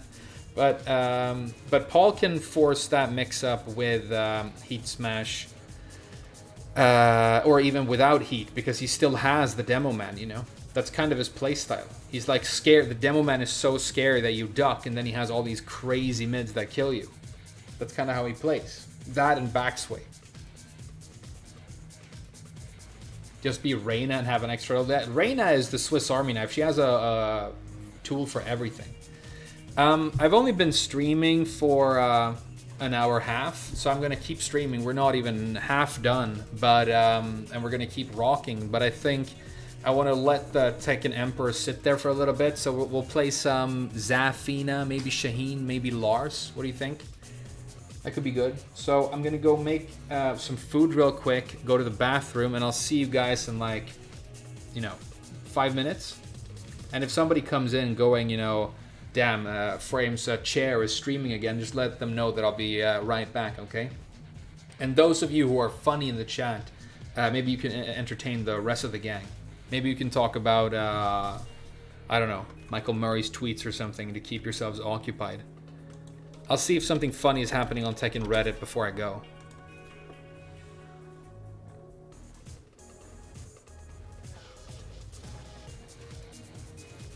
Not really.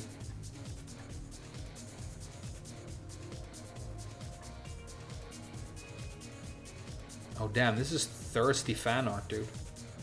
It's Elisa in a nightgown with Lars's jacket, Xiaoyu in a nightgown with Jin's jacket over her shoulders, and Jun in a nightgown with Kazuya's jacket.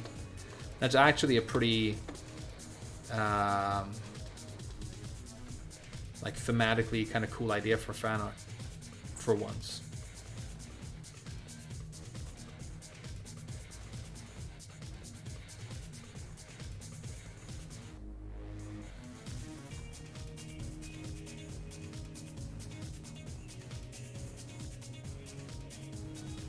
Imagine if I'd got him plugged on by that Victor in the last promo match. That would have been crazy. You're writing a poem? Dude, that's super cool. I'll give you guys a poem. We'll read one of my... we'll just take a random Tim Key poem, because he's my favorite poet. And then I'll take a break. Don't post it before I get back. Okay, here's a random poem by Tim Key. Todd started a fire. Diane threw herself in. Todd was mortified. That wasn't why he'd started it. He'd wanted his teachers dead, not Diane. She'd straighten him out. That's a good poem. Let's read one more. Poem 919, Stats.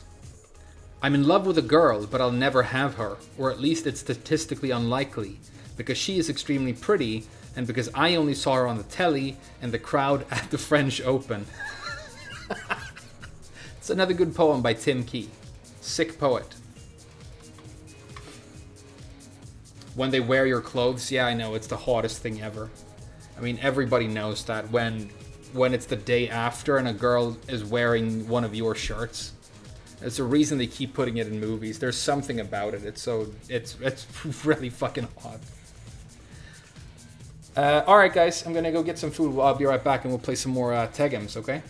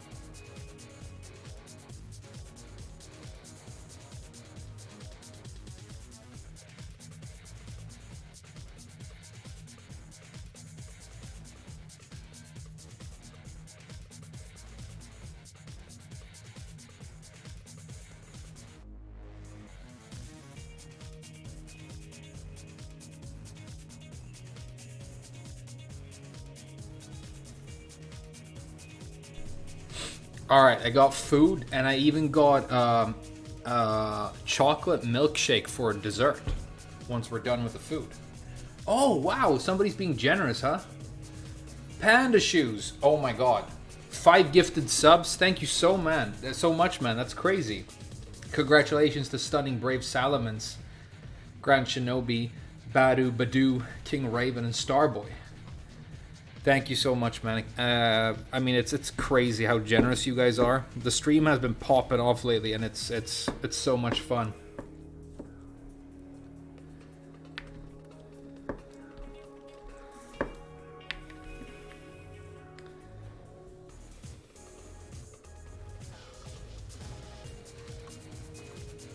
Where is your Zafine on the leaderboards? It's still like Raijin, dude. It's like low. I'll get her up now, though. I'll get her up. Like, I'll play her now, and I'm like working with momentum right now. So I'll rank her up now. I'll get her up there.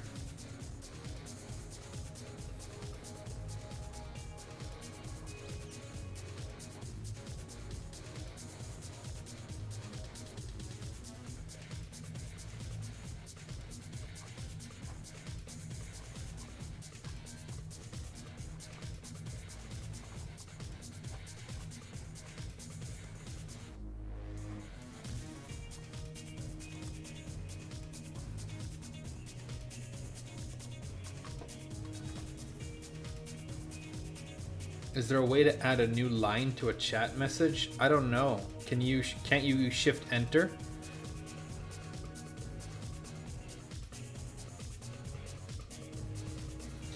You got a new job. Hey, congratulations, Panda Shoes. Do you want to tell us what your new job is? Congratulations, dude. That's huge.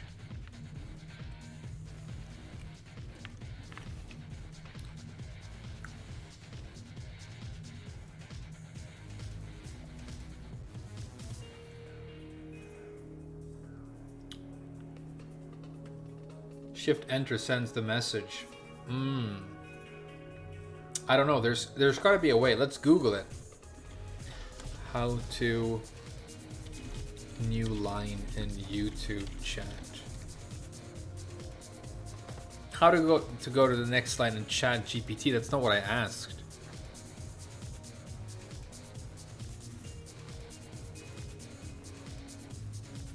How do I add line break in YouTube comment?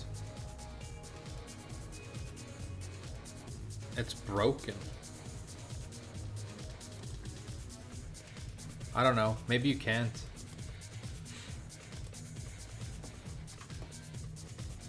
He makes shoes for pandas?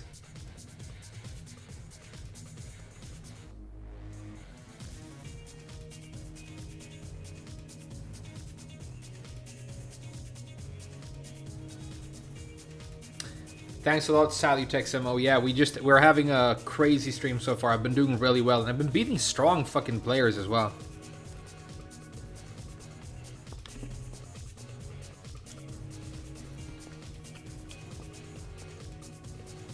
I main Lee. Will it be hard to pick up Shaheen? No, I think if you can play Lee, you can play Shaheen. I would say that they are similar in terms of level of complexity. If you want to, you can learn his new while standing 3 loop, but you don't have to. Dinner time. It's one of these ready meals again. It's meatballs again. I've had a lot of these on stream, but when I'm streaming and I need food, this is good because it tastes nice. And I can microwave it for just 3 minutes, excuse me.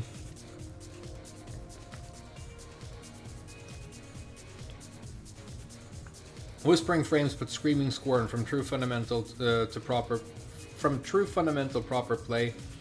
Who need to exploit to find their way. Just kidding, we'll play a good game, you're skilled. Thank you so much. That's a nice poem, man.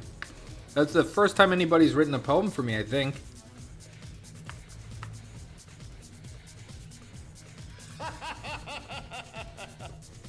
Thanks for the subscribe, Chase. Hey, let's thank people before we start playing again. Thanks Al for the generous donation. Thanks Noriman, Jay, Sean, Ty Name, Ureb2586, Sick, Jordan, and Chase. Thank you.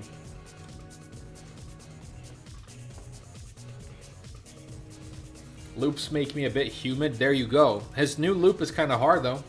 That really good Shane that we played earlier did one against me. Only one repetition, but you know.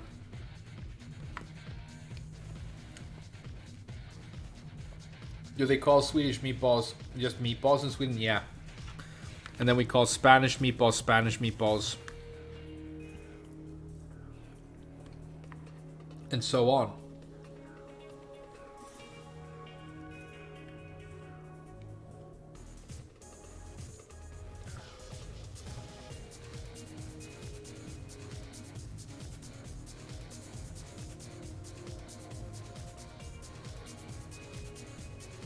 Thanks, Robbie HT. Spreadsheet? Yeah, I had to troll it. I had this rule for the longest time where I wouldn't talk about people who I think were like doing it or, you know, fucked up things because I never wanted to be involved in drama. But I think when they're straight up tweeting us that we're stupid and the game is trash and there are these really important things that they have to fix and they're not fixing them, it's like at some point you have to fucking call them out. You have to call them out. And if I don't get invited to this special, you know, secret preview of Tekken 9, then so be it.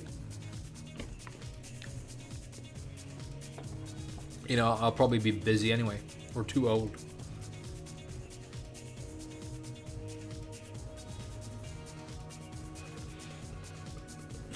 There's a Reddit post here.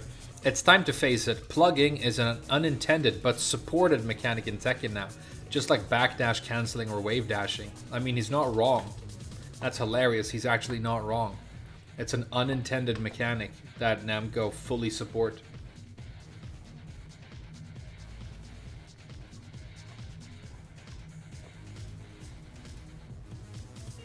You don't want to be invited to the Tekken content creator circle jerk? Nah, I'm good, dude.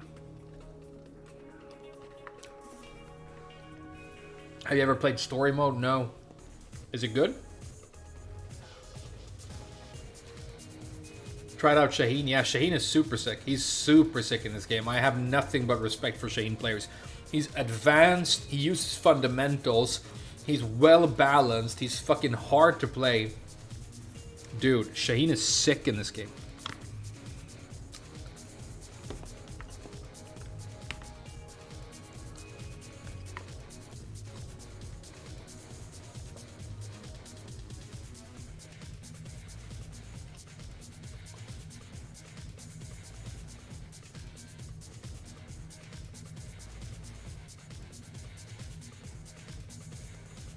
Story mode is kind of fun, but don't you have to play like certain characters? Don't you have to play like Jin and stuff? I don't want to play Jin. I think my hands will melt if I have to play Jin. Tekken's culture and tradition sucks. So true. So true. I mean, I love my community, and whenever I interact with Tekken players, it's usually sick. But the fucking legacy of fighting games, dude. I mean, think about it. Like, I made that video, do I work out? No, I don't work out. I stretch, I do a bit of yoga, which really helps. It really feels great. But I mean, look at the fucking legacy of fighting games. Look at the fucking history of it. It's like 80% child molestation and 20% broken promises and controversy.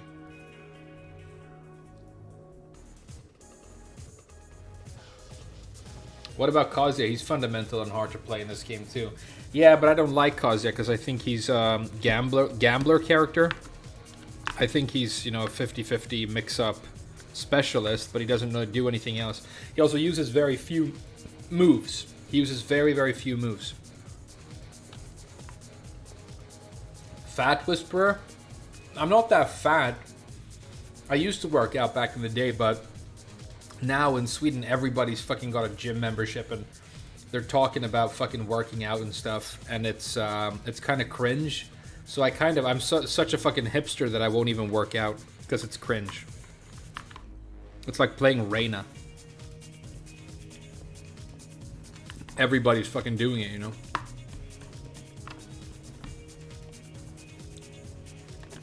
But yeah, no. I need to start taking better care of my body. I'm trying. The yoga stuff is really working. The yoga stuff is working. It's I've had frozen shoulders, 2 frozen shoulders, for about 6 years now, and I'm in agony sometimes because my shoulders really hurt. But I met this yoga instructor in Japan when I was there in January, and she showed me some exercises, and I started like stretching out, and it's so painful, and I have to do these things where like it hurts, and I have to like push the spot that hurts and like rotate my shoulder and stuff, and it really fucking hurts. But it started to get better finally. I thought I was going to be in pain for the rest of my life, but now it's getting better, so I'm very excited about that. That's the worst reason not to work out. Yeah, I know, but you know, fuck the police, you know what I mean?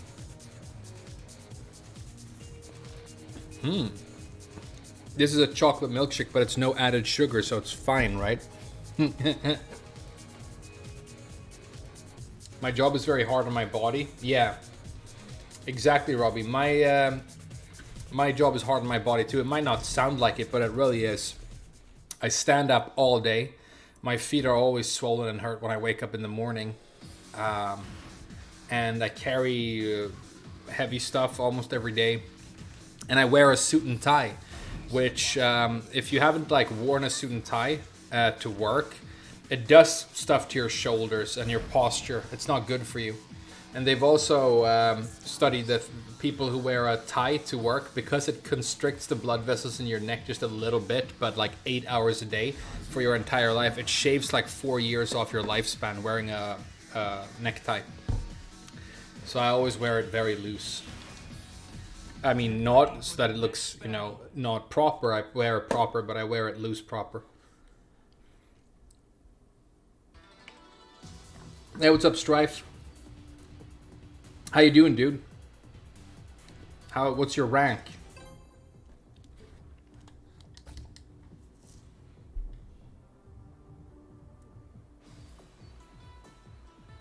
No, I'll start working out, dude. Here's what I'll do.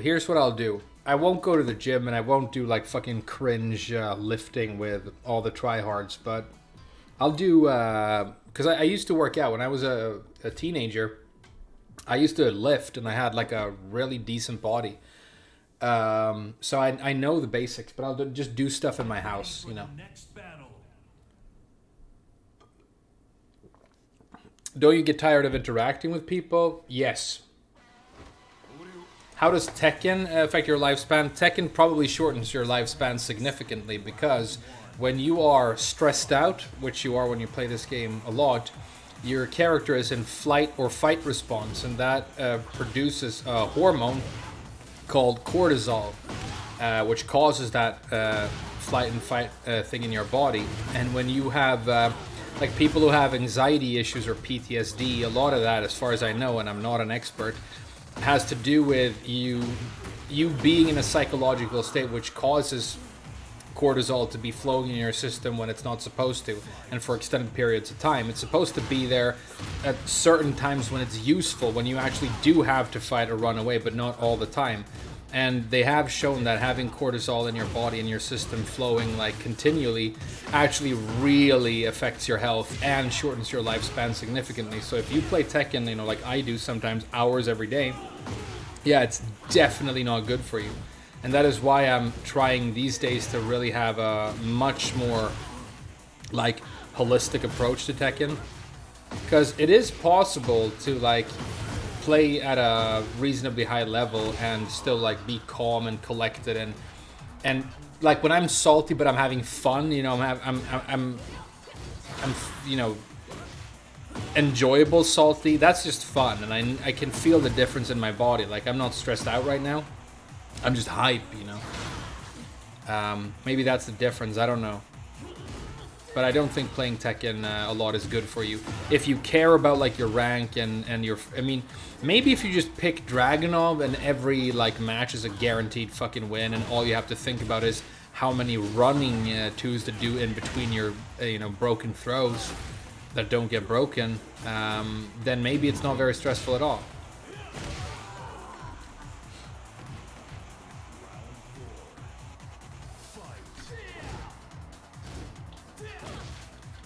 panda shoes at his new job. Congratulations, dude. Having a decent job is like such a big deal. I have a decent job now that I enjoy for the first time in my life. I've pretty much not enjoyed any of the other jobs that I've had. I mean, the main job I had in Japan for all those years, I mean, I didn't hate it, I guess, but I was always wondering like what I was doing there, what was going to happen next, and the pay was so bad and the conditions were so bad. That, I mean, that is when I really, really aged. Like, if you look at photos of me before I got that job in Japan and photos after, I mean, I aged a decade in about 5 years. Working nights, working 17-hour shifts, you know, not eating right because I didn't have time or money. Not sleeping well because I was doing weird shift work and night shifts and stuff. But, you know, I found my fiance that way, and she's really quite healthy, and she, you know, keeps me in check, and she has all these supplements, and she gets me, like, whenever she wants to exercise, she goes like, hey, we should do this together. And for me, if it's something like fun that we can do together, then I'll never say no. Even if I'm tired and don't feel like exercising, I'll just do it because it's like something to do together, you know.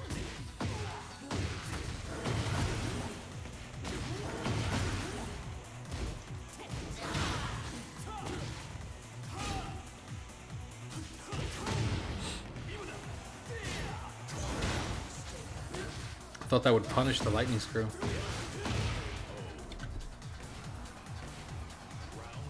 May I ask how old you are? I'm 34, which means that I'm going to turn 35 this year, which feels fucking weird, you know.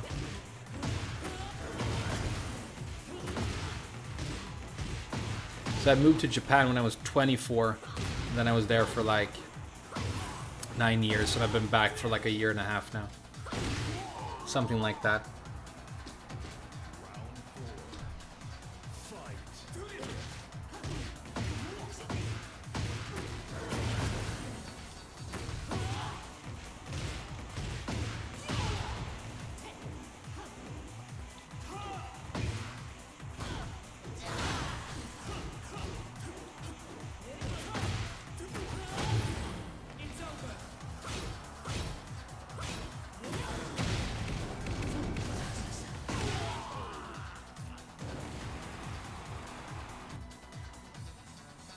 Hey, good games, Jubei. I think this might be an anime character, but I think there was a real historical person named Yagyu Jubei. And the Yagyu family were the official sword fencing, sword fighting instructors to the imperial household in Japan. Because they were so fucking good at fighting with katanas that they started like living in the royal palace and instructing like nobles and stuff in swordplay. I think Jubei Yagyu was a real person. And even fought like Nitoryu, you know, with two swords. I'm 26 and I already had enough.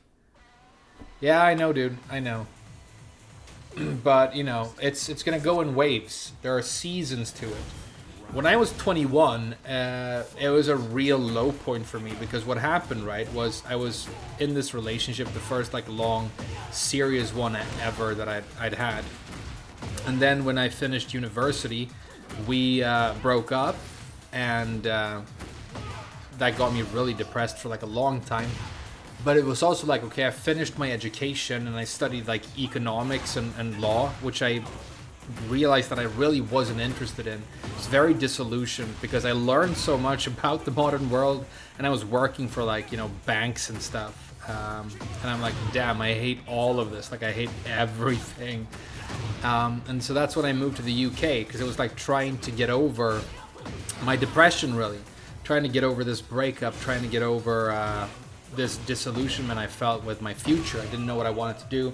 I didn't really want to do anything. I just thought that the world was kind of a fucked up and dark place, and I didn't see, you know, a bright future for myself in it. It was a real low point. And that first year in the UK, I like started and ended 4 relationships, and they weren't real relationships. It was like I would meet somebody and I would be like, oh my god, she's amazing, and this is going to be great. And then after like a couple of weeks, I would be like not emotionally invested in it at all. And I realized after a while, and this was my immaturity, that what I was trying to do was like replace the girlfriend that I lost. And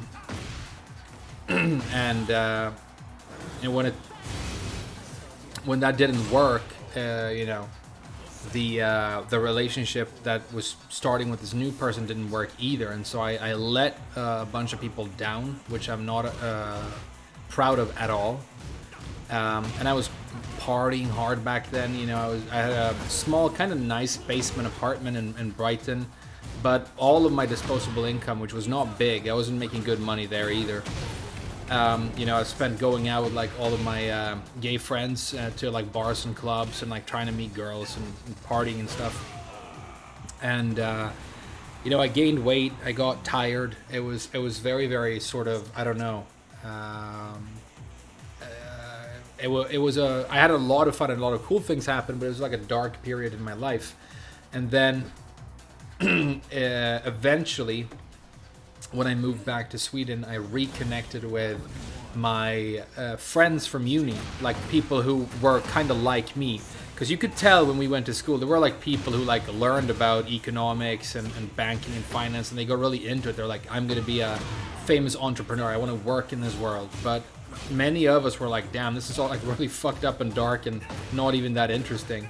And we sort of bonded over that and became close friends. There was a group of 5 of us, right? And then extended friends and other friend groups or whatever, But these 5 guys who I really loved. And when I came back from the UK and moved back to Sweden, they invited me over to this guy's house for like a hangout, and they were playing Tekken. They were playing Tekken 5 DR.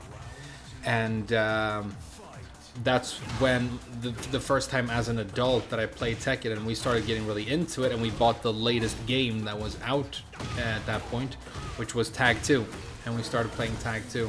And I wanted to beat those guys, so I started practicing, and that's how I started learning Tekken. But during that time, I sort of had a lot of eye-opening experiences, and the friendship with those guys, and we traveled together. We went to all kinds of places. We went to Budapest. We went around and talked and communicated, and it was like a period of healing in a big way. And then like eventually I was like, okay, so and that's really where I sort of fell into myself and became the person that I am now.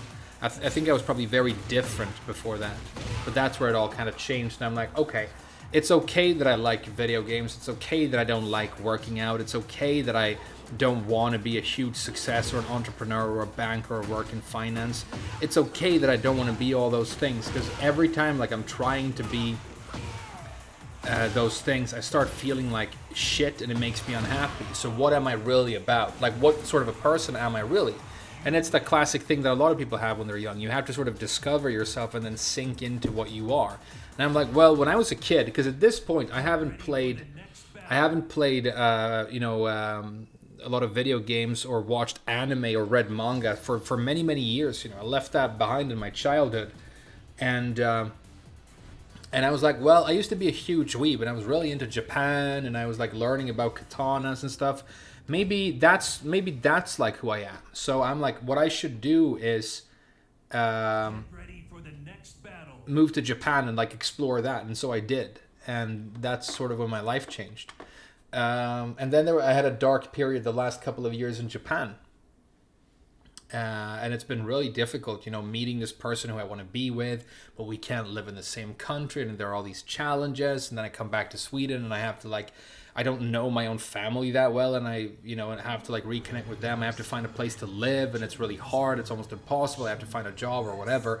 And now I'm over that quest, and I'm at a point where I have a great hobby. I stream with you guys, and I love it. I have a cool job. The girlfriend thing seems to be working out. So now I'm in a really good spot, but there's going to be another rough patch where I'm like, I've had enough, dude. I want to fucking check out. But I think same as Tekken, as long as you don't give up, as long as you give it time, and as long as you're willing to work hard, things tend to get better. I'm not going to say that they definitely will, because for some people, it's so fucking unfair. they will work harder than anybody else, and then they just never manage to see any real success. And then right when they think that they will, you know, they find out that they have a terminal illness, and no fault of their own, you know, their life is going to be cut short, or they're going to have to suffer like through that type of actual agony as well. It's so unfair. But I think if you stay honest and you don't lie, and you are willing to work hard and to change, unless like something very unfortunate happens to you, things have a tendency to really get better, and life does move on. And there's definitely no person out there who's like worth, you know, being depressed and feeling dejected over for that long, you know.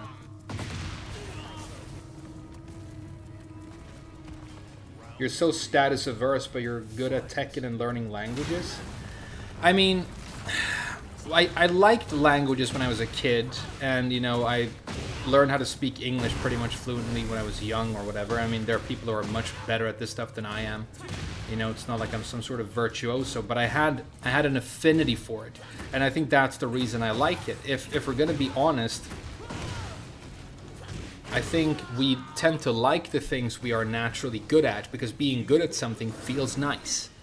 And then because you engage with it and do it more, you rewire your own fucking neurology, especially if you're young at the time, and you become even better at it, you know? You hone those fucking pathways in your neurology, right? That is why it's easy to learn a new language when you're 6, but kind of hard when you're 13, and basically impossible when you're 30. But not completely impossible. If you have a dream of becoming really good at a foreign language and you're like, you know, adult by now, it can definitely be done. People do it all the time. But yeah, I am status averse, I guess, and it does make me very upset when people, you know, a marketing executive at Bandai Namco like talks down to people and calls them stupid. But it's you know, a big part of that is you know, having traveled a lot and gone you know, to these different countries and met all these people, you realize that, you know, some of the smartest, coolest people in the world are like very different from you and easily like underestimated, I think. Look at this combo, by the way. You guys like that shit? You know what I mean? I mean, my group of friends that I hung out with when I was at school in Japan was so cool because I had like, you know, my senpai who was from New Caledonia, a country that I haven't even heard of before I met her. And she was way better at Japanese than me, but she was such a huge weeb. She would play these otome game, like games where it's like a reverse harem. It's like a harem game for girls, where all these princes try and like, you know, make you fall in love with them. And she was obsessed, and her dream was like to work on writing those games, right? And there were people from like Thailand and Cambodia, and some of them were from like small villages. You know, I had Nepalese friends and colleagues who were from like tiny villages where they still have witch hunts and stuff, and they believe in witchcraft. But then you realize that this person is like fucking witty and fast and like deeply religious, but definitely smarter than I am, and you just like, it humbles you in a big way.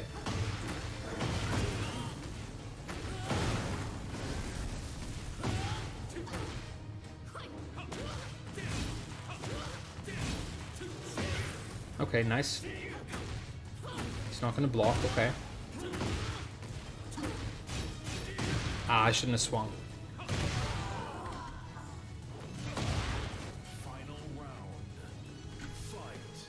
But I'll say this, Tekken is definitely not something that I have an affinity for. I have sucked ass at Tekken for like a long time. And if I'm, you know, reasonably good at it now, I've gone the Rock Lee path. This is what I always say about Naruto. It's why I like, or what I respect most about Naruto's narrative, because I think it is like ultimately a story about talent versus effort. And then like the way I've said that I've interpreted it is that, okay, so there are these different paths to excellence. You can be talented, gifted, or you can work really hard, but once you've attained excellence and power and influence, what do you use it for, right? It's a very good theme for a shonen anime. It works. And then like at the start, you have Naruto, who is like a dipshit. And then you have Sasuke, who's like super talented and has an enchanted bloodline, basically has special powers by default and is also a genius, you know? So very gifted. And then it just repeats. You have Rock Lee, who's like, can't even use ninja abilities. So he just has to work himself like half to death, becoming the best martial artist so he can like keep up with other people. And then it repeats to the point where it gets kind of ridiculous, because then you get to like the Sage of the Six Paths, and him and his brother are also the same thing. And then you have Neji and Naruto, and it's the same dynamic there. It repeats over and over, kind of. But I've definitely gone the path of effort, not the path of talent when it comes to Tekken. And if I were talented at this game, I would be max rank by now. If you look at all the effort I've put in and how hard I've tried, if I had like a natural affinity for this game, I'd be max rank by now. But I'm not giving up, and I'll just keep playing, and I'll keep getting better, and eventually I'll be as good as I can get, you know, with my potential. Round 3. Fight.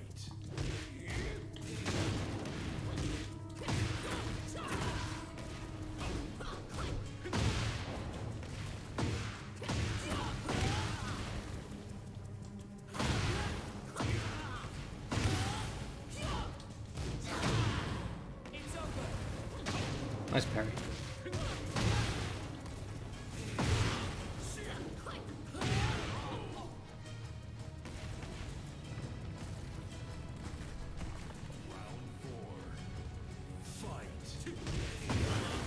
That's counter hit natural, huh? That's crazy. Look at the damage.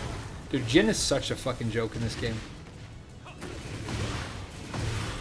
But maybe that status averse personality where I don't like things that are seen as elite or above other things.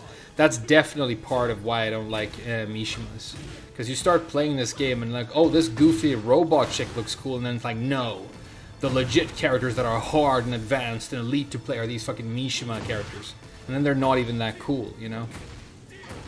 That's definitely part of why I don't like them. The elitism that surrounds them is a huge turnoff. Huge turnoff. You know?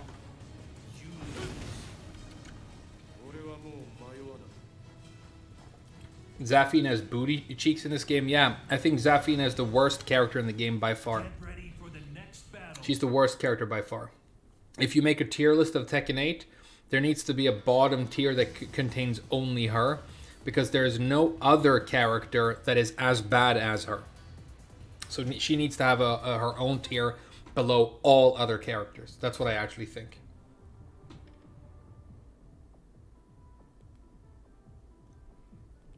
I'm Naruto. Hey, thanks, man.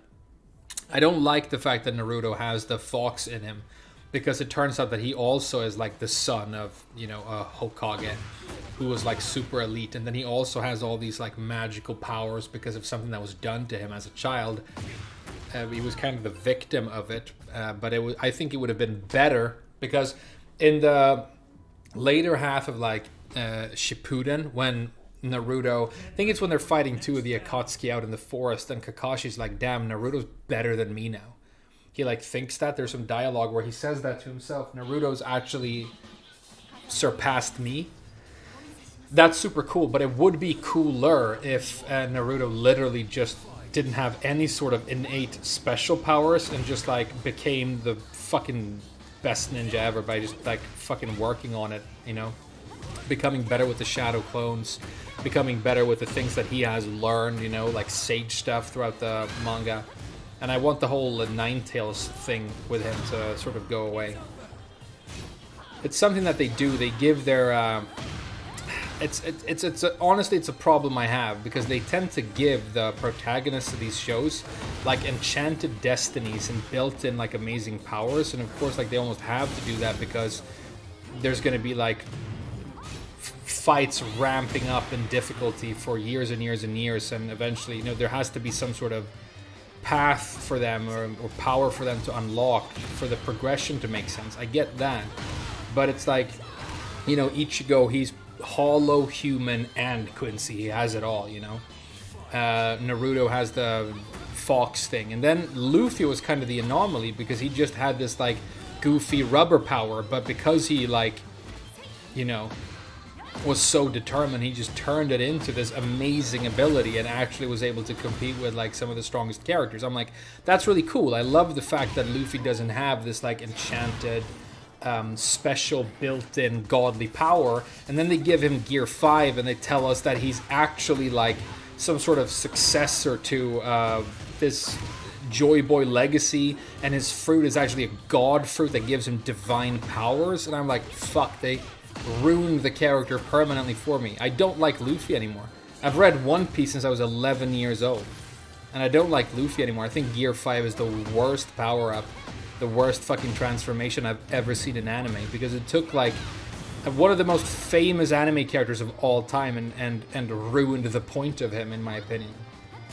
Fucking hate Gear 5. I think it's trash.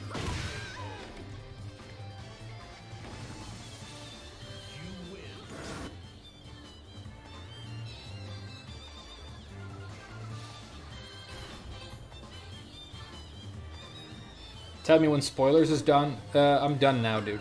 I'm done now. We'll talk about something else. You guys see any fat butts lately? Big weed stash, pocket full of cash, just seen a big gold ass.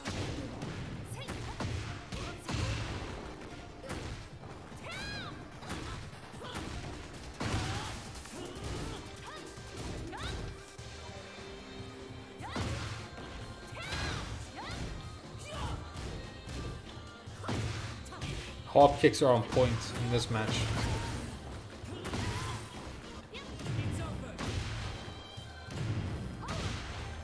Shoot the bird beam right away, dude. Panic into it. Alright, we're beating Bushins now, which means we can get... And this is a broken character as well, Jun at Bushin. So if we can beat this player, it means we can get Tekken King with Zafina.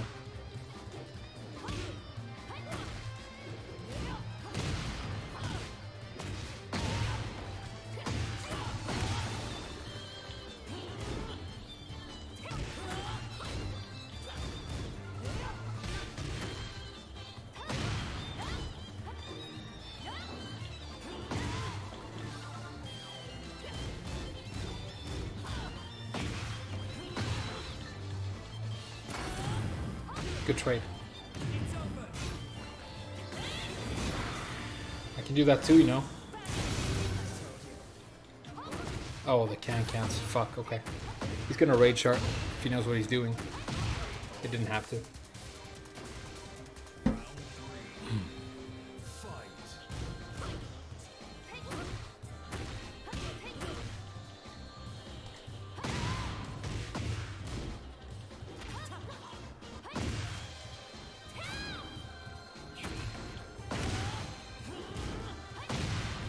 That counter move's pretty good. Oh my god, look at the damage to that thing!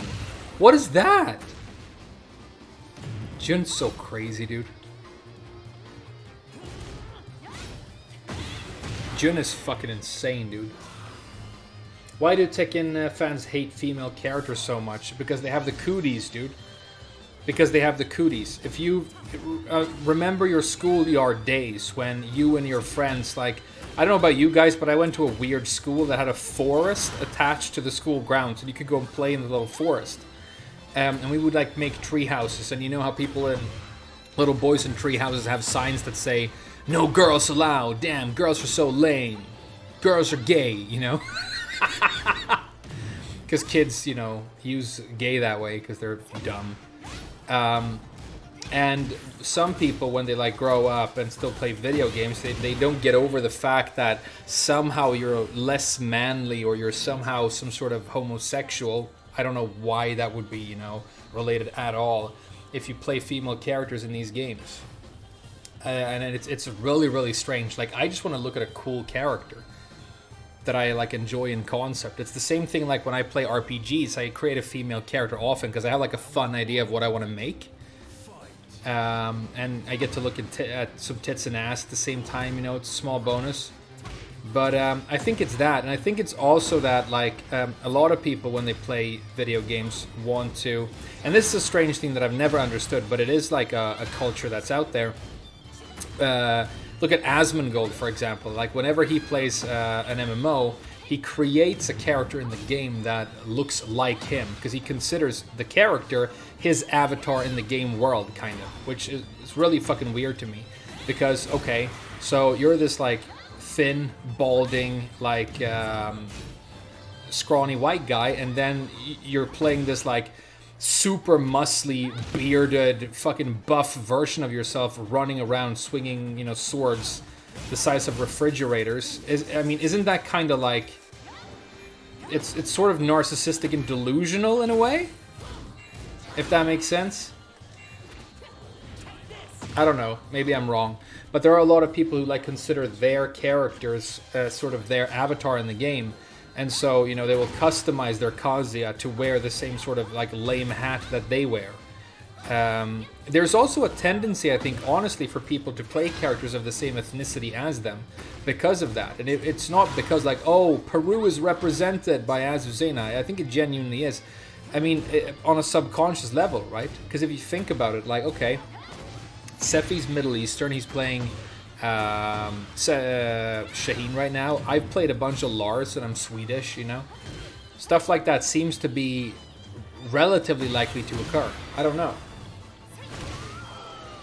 But yeah, people think that like girls have cooties and stuff, but I think it's just honestly people who are... I'm reading too far into it? Yeah, probably. But it's you know, I got the question put to me, so I'm sort of, you know, playing with it and grappling with it a little bit in my head to see where we end up. I don't feel like I've hit upon some sort of certain truth, but I think the thing of like, oh, like girls have cooties, and it's like, you know, your dad walks in on you playing the video game and you're the pink-haired girl with the mini skirt and he's like, son, I'm disappointed. I think it's just that. And then they don't realize how silly that is and deconstruct it. They just subconsciously that is happening, and then they just go with it, you know, they just flow with the go.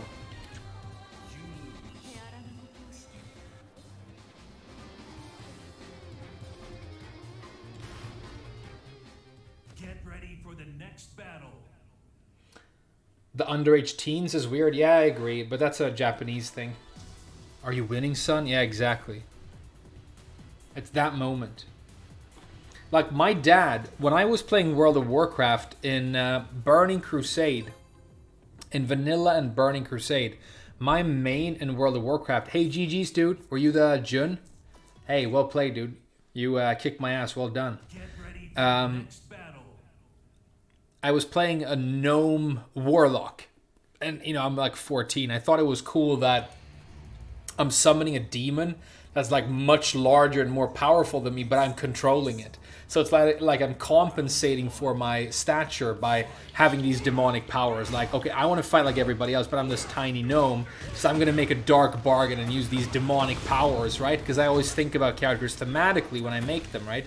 So I had a pink-haired gnome warlock as my main character. And my dad, no joke, was like, because he likes video games, he's like, show me what you're playing. And I'm like, this is my character. And he literally was like, son, I am disappointed. And I remember after that, I was going to play some other game. It might have been when I started out playing Tekken, but I don't quite remember. And I said, hey, Dad, you want to see my character? And he's like, it's going to be some sort of pink-haired girl, isn't it? So my dad genuinely was disappointed, you know? I don't care, though. I mean, he's cool. We were playing Days Gone together a couple of days ago. I went back home. And he has 100% cleared Days Gone now. He's a cool guy.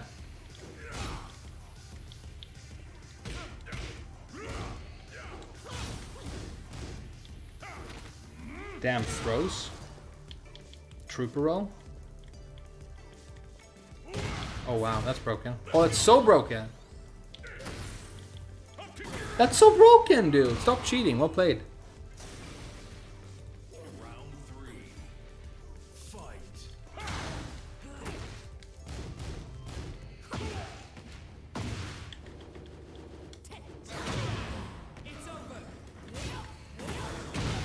But then in Wrath of the Lich King, I made my Draenei Paladin, and I was a healer tank, because dual spec was in that expansion. So I healed and I tanked, and I got pretty good. I had a guild, and we did Trial of the Crusader, and I was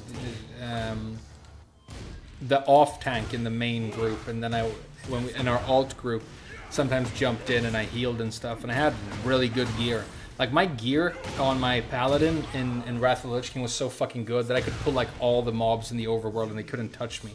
And I would go into like dungeons and do 5-mans, and the rest of the party would be like, holy fucking shit, you have so much health, we like don't, and I was out DPSing like the rest of the party.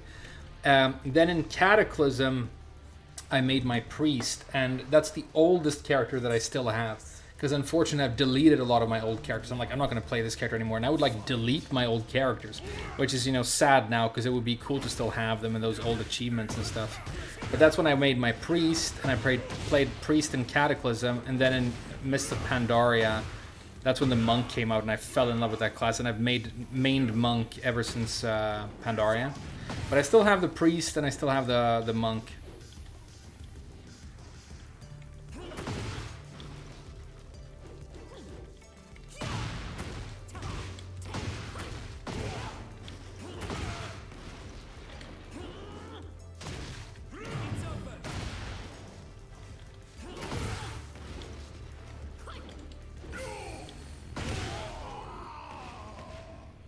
Uldor was fun, yeah. Yeah, Prop Palette was crazy in Wrath, because you could like throw the Avenging Shield and you could do Consecration. And I think that's also when we had that Righteous Strike where it went ding and you could hit like a bunch of targets. So you could just pull like all the mobs, like 20 mobs, and just AoE them so fucking hard. It was crazy, dude.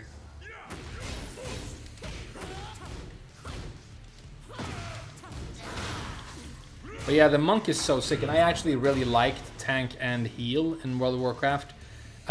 Whenever I've done group content, like high-level group content, like in Shadowlands, I did some Mythic Plus, and I got quite good at that. Like Pugs, I've never really been in a guild since Wrath, but I did plus early in the expansion, I did like plus 17, plus 18 keys as Brewmaster and stuff. It's so cool that I can do all 3 specs.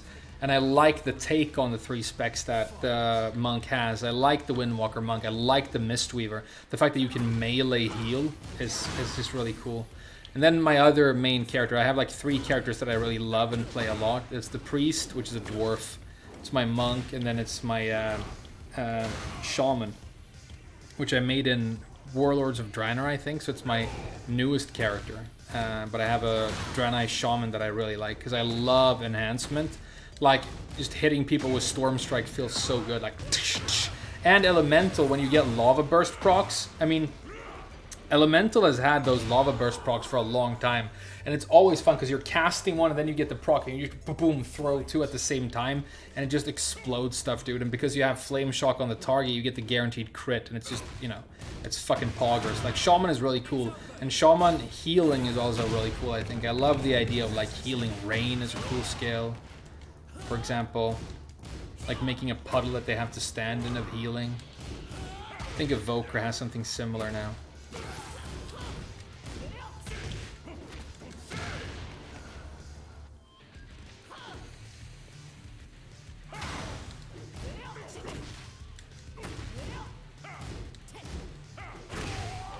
Alright, we won. Oh, Ret. Ret was sick then as well, but yeah, I didn't play Ret.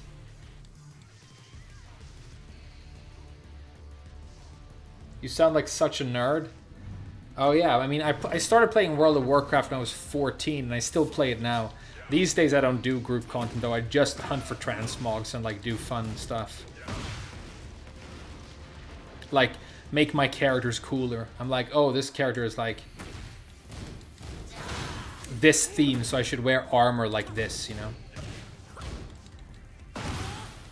I was also like really in love with that world as a kid, It really is like one of the coolest and most inspired fantasy settings out there. And then they've really been shitting on it with the narrative, There's a lot of Sweet Baby Ink stuff going on in Warcraft right now. And, you know, the whole Shadowlands thing was just so fucking dumb with the lore. It kind of shot on a lot of stuff.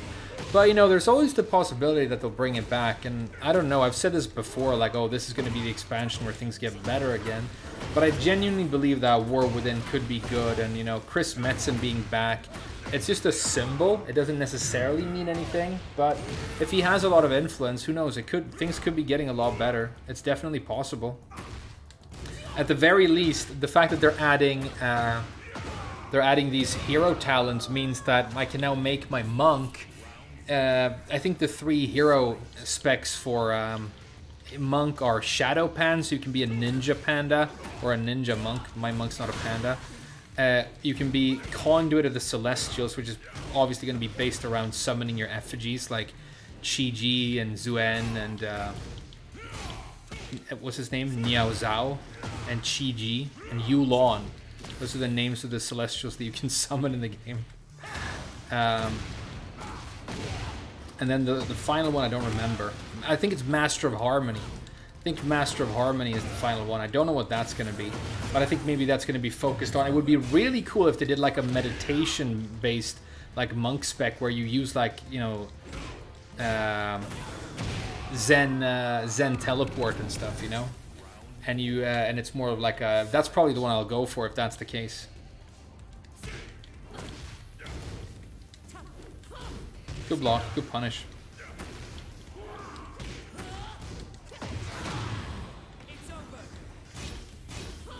Good duck, wow, impressive.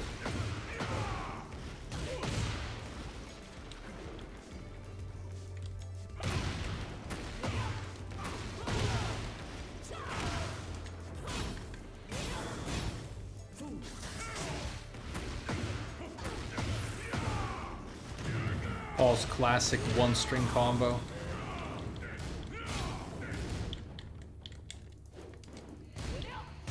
Nice block, nice punish. I never played Final Fantasy XIV, no. I actually downloaded it. I have like my closest friend is really into it.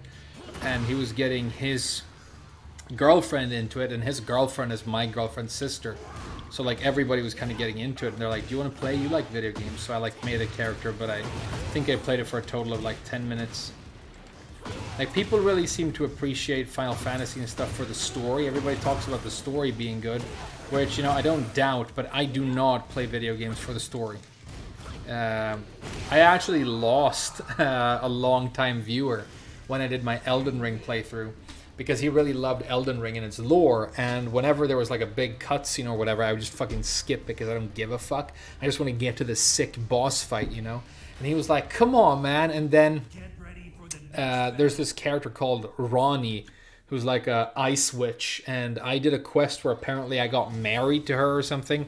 I didn't really give a shit. And then when I finished her quest line and she was like, oh, we're gonna get married and travel the stars together, I'm like, fuck this shit, skip. And that guy was like, I can't fucking stand you, bye, and he left because he like reveres the fucking Elden Ring lore, and I think it's, you know, it's whatever, it's background fluff, you know. It's only 300 hours before it gets good. Yeah, I'm not about that, dude. I'm not about that.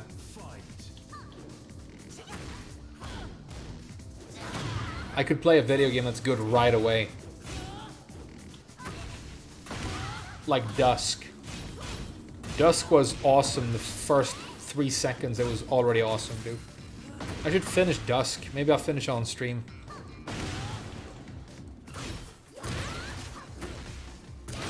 Oh wow, really? Okay, he's partying. Oh! Oh my god, he's so lucky! Maybe not. I was doing the heat smash thing, but because my heat just ended, it didn't come out and I didn't get the punish. Nice, okay. Nice-oo, nice-oo. Nice-oo, how sweet boo.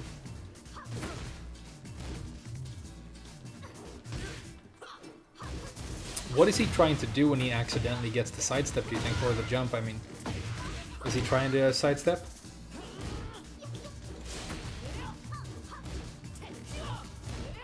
Good block. Good punish! The launch punish!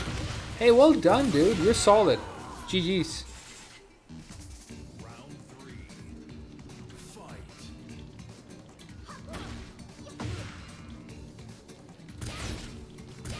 But yeah, Elden Ring was fucking sick.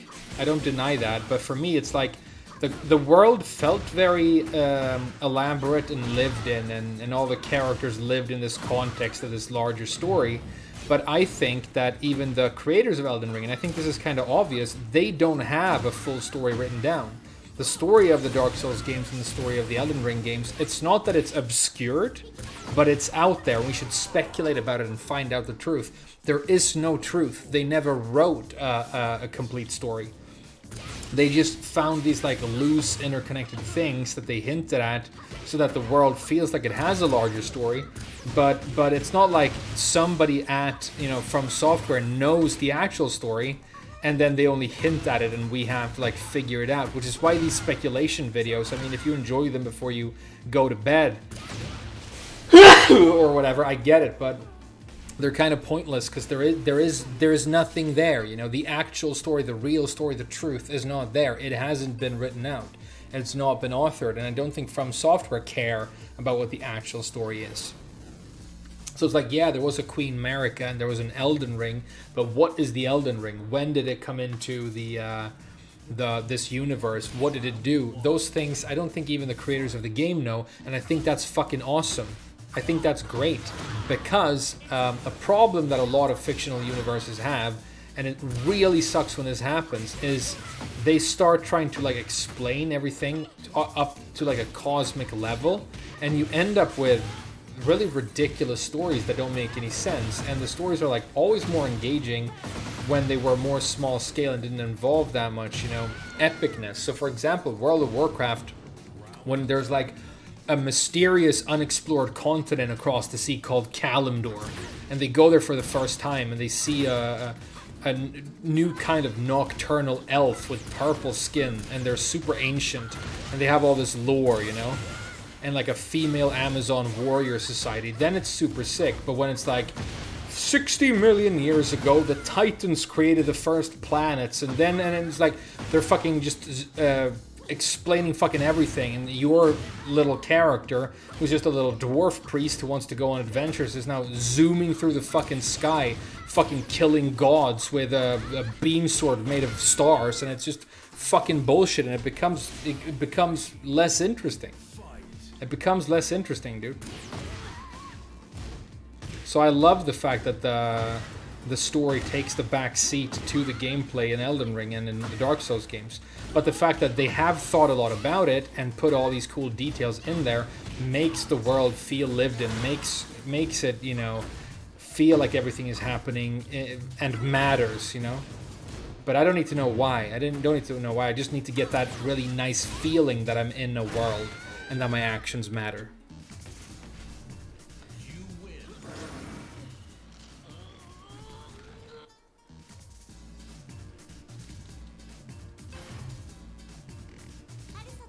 Metal Gear Solid 4, yeah. I do sneeze very loud. That's true. That's very, very true. But it's the same thing with like I used to read DC Comics. I used to love reading Batman, right? And when there's like a tight Batman story about him like solving a string of murders in Gotham, it's and the art is good and the character stuff is good. It's excellent and you love it, right? And then like it got to the point where with DC where it's like now it's not even a multiverse, now it's multiple multiverses. So it's not like you live in a multiverse and there's one where Batman is evil or whatever. There's multiple multiverses and they're fighting this like eternal fucking goddess creature who is the creator of all the different multiverses. So what are you going to do next? Are you going to have multiples of multiverses and just keep zooming out until you have this like completely ridiculous cosmology that makes no sense? Or how about you have Batman like martial artist and detective who wants to protect the citizens of one specific city against crime, and you have him solve crime in that city. And you focus on a tight fucking narrative and mystery and some plot twists and surprises and really fucking good art and consistent characters, I don't need to see fucking Batman with his cape and his yellow belt fighting the fucking creator of the universe. It just gets fucking ridiculous.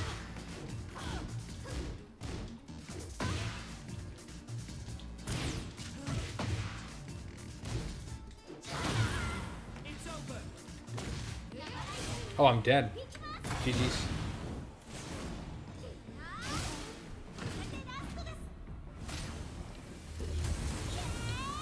Kingdom Hearts has entered the chat. Yeah, I know, dude. Don't get me started. I only ever played the first one, though. And they kept it kind of tight in that one. But I've like, seen videos and heard people talk about Kingdom Hearts. And they're like, it's not that complicated. Let me explain. And 16 hours later, they're still talking about fucking...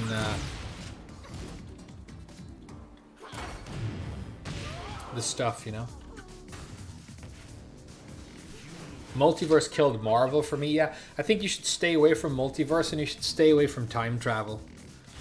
They had to do the time travel thing in the last, as far as I'm concerned, the last Marvel movie, Endgame, because they needed the preceding movie to have Infinity War to have this desperate, like, mindfuck ending where everything was desperate, you know, and characters actually died. And the only way they could solve that was with time travel. So it's, and then they, you know, they just hand wave all the plot holes that come with like time travel. But you know, if you do relax about the whole thing and you focus on telling a good story, you can have time travel in your story. It's just, you know, you will now officially never have like a satisfying explanation for the people who want that of what's happening in your universe ever again. No, it's just officially a silly fun story. Like Back to the Future has time travel in its plot, and it's not a movie that where you're supposed to overthink the time travel aspect of it. You're supposed to enjoy this silly situation that is happening to these characters and the character drama. You're supposed to enjoy... What's the name of the actress who plays his mom, who plays Marty's mom? Is it Tia Leone? No, Tia Leone is the blonde woman who's in Jurassic Park 3 and a lot of other good movies. She's a good actress. I like Tia Leone. What's the name of Marty's mom? The guy who, or the girl who fucks Howard the Duck in Howard the Duck movie. She is so ridiculously beautiful in that film. Like Marty's mom. It's a weird scene when she's like has the hots for her own kid. That's a weird fucking movie in ways. It's good though. Like Back to the Future is a solid trilogy.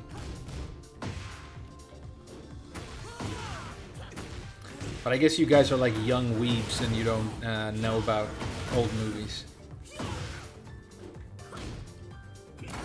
That's why it's always weird to me when people are like, Bruce Lee's so legendary, so I main Law, and I'm like, dude, you're like 12. What the fuck are you talking about?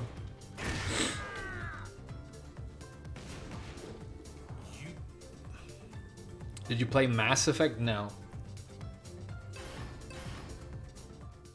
Get ready for the next battle.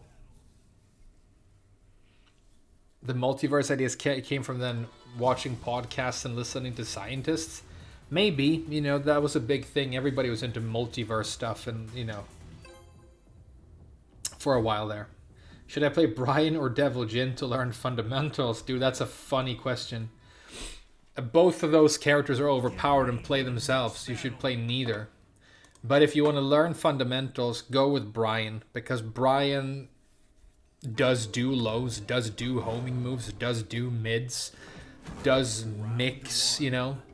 Whereas Devil Jin just shoots lasers from half screen and wins automatically by exploding the screen with broken moves. Like, as a Devil Jin player, there's no reason for you to engage with the mechanics of the game ever in any way. And, like, it can't even happen. Like, you can't even play good Tekken with Devil Jin if you try. That's how ridiculous that character is. Brian, you can learn fundamentals playing Brian. You know? I'm not a huge fan of that character. It's well known, but with Brian, you're going to learn how to move because you're going to have to move. You're going to learn when to do lows because you're going to do your little hatchet kicks. You're going to like do homing moves to catch people who are stepping. You're going to do the 1+2 homing move, and then you're going to use heat to turn that into a full launch, which is broken, but he can do that. So you're learning about using heat. He has an install. You have to do real combos, you know. If your choice is Brian or Devil Jin in this game, definitely pick Brian, dude. Leah Thompson, that's it. Leah Thompson. That's definitely like a childhood crush for me. That, and maybe I have a type, I don't know, but Leah Thompson and then Kevin McAllister's mom in Home Alone, dude.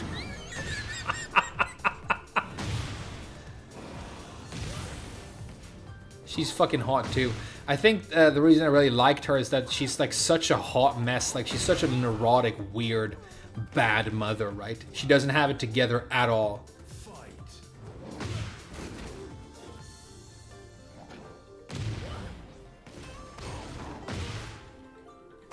There's like top 3 childhood crushes. Like it's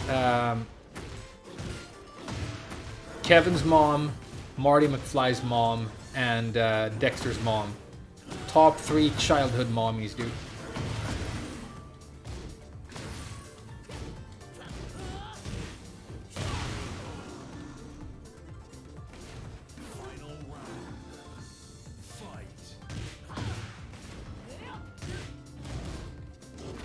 That was definitely ducking, but you know, get a free multi-throw anyway because the game's trash. That makes sense.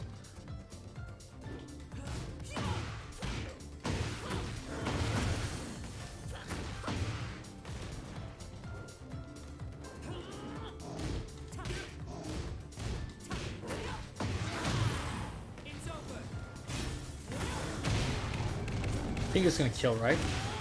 Hell yeah. We're killing kings now, it's sick.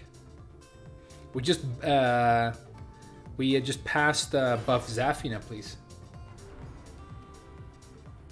Bro slid Dexter's mom in like we wouldn't notice. Round 1. Leah Thompson, yeah, that's the actress. She's good. I mean, honestly, the first Back to the Future movie, I think she does, like with a pretty corny role, she actually does a really good job. I don't remember much from her performance in Howard the Duck, but maybe it's because I don't remember that movie that well. Perfect, because I healed like my health back, I guess, that I spent during the round.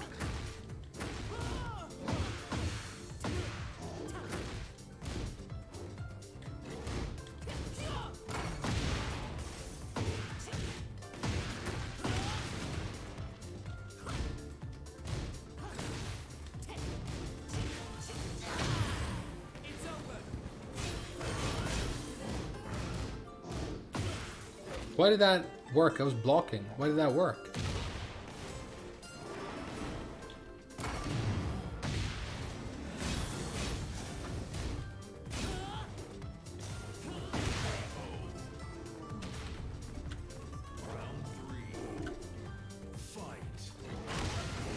Oh. Unbreakable throw that gives him heat. This game is so fucking bad. This game's great. This game's fucking great.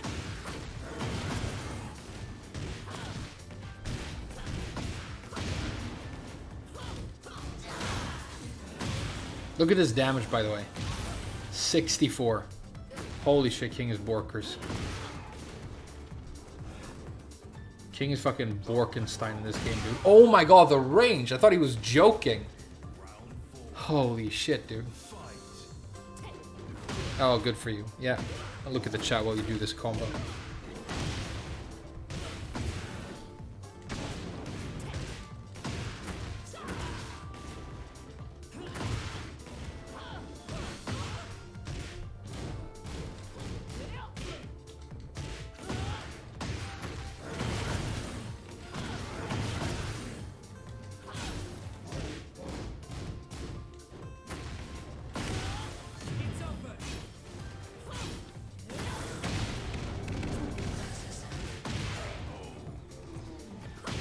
I think I get a bonus, right?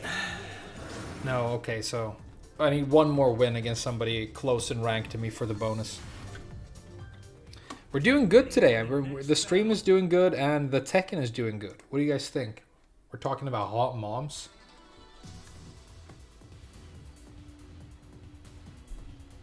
Fairy Great Mother from Shrek 2. I never saw Shrek 2. Is she fine? Alright. It's either Brian Devilgen, Steve, or Dragunov. Okay, well I think out of those characters, look into Brian and Steve. Because Dragunov, even though he's a classic Tekken character, he's very overpowered right now, and he's hopefully going to see some very significant nerfs in the near future and get a lot worse. So that's going to be jarring for you if that's like your main character and you're trying to learn the fundamentals, and then all of a sudden the character gets like a lot worse or whatever. And Devil Jin, the same thing is sort of true, unfortunately. So I think even though Brian and Steve are also like, they're not characters that I play personally, I definitely respect both of them a lot more. And Brian is probably the most orthodox out of all of them, which is weird because he's unique in a bunch of ways as well. So yeah, I would say focus on Steve and Brian. That's a cool little, that's two cool characters that you'll enjoy. They're quite advanced. I mean, Brian, you can play a very simple style, but there are advanced things that you have to do. With Steve, there are like kind of a lot of things you have to learn. So out of those four, I think Brian is honestly your best choice.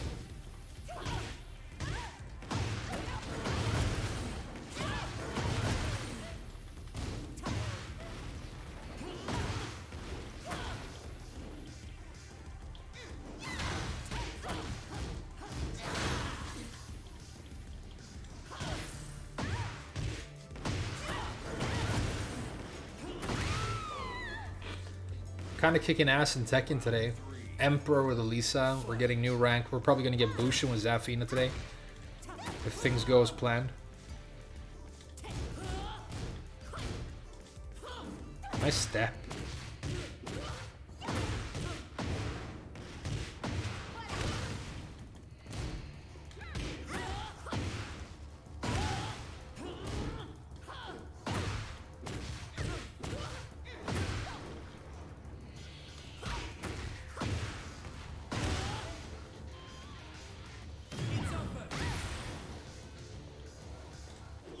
Okay.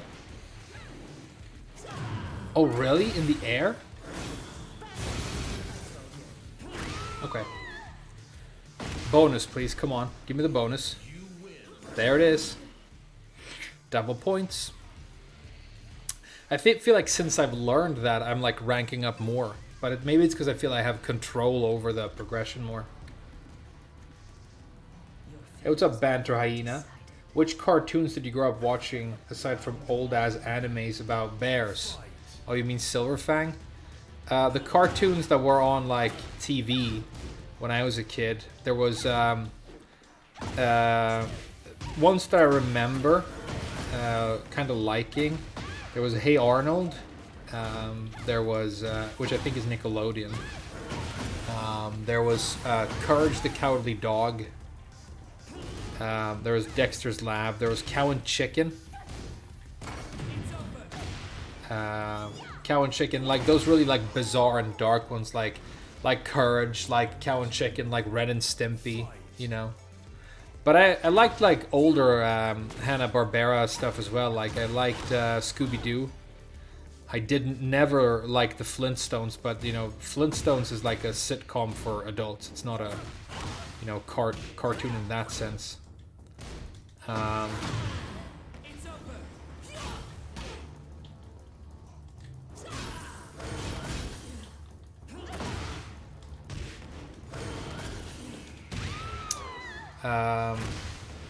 Then we had Cartoon Network, of course. There was like Johnny Bravo and stuff like that.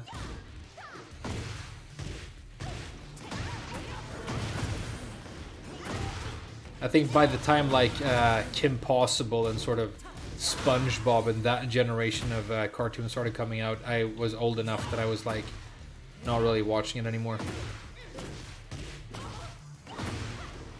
Like my girlfriend is like of a younger generation than me, I think. You know, she was really into like Lizzie McGuire and Boy Meets World and stuff.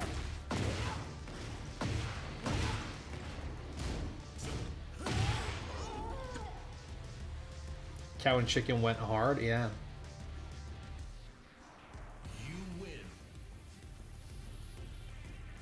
Courage of the Goat cartoon, my gateway drug into horror. I mean, it was very interesting. It was very interesting. What are the requirements for a bonus? You have to win 3 times against somebody who is at your rank or 1 rank above and below. But what you have to realize to understand the system is this. If I play somebody who is my rank or one above and below 2 times, and then I play somebody who is further up or further down than that, that doesn't impact the streak at all. The streak is still there waiting.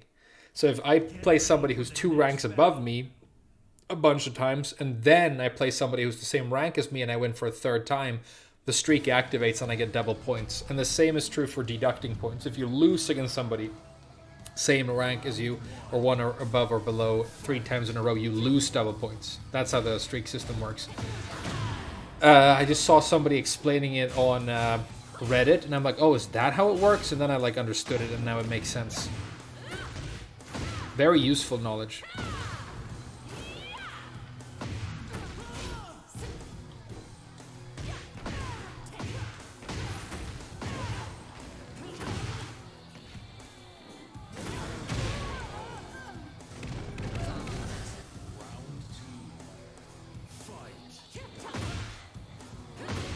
The trades.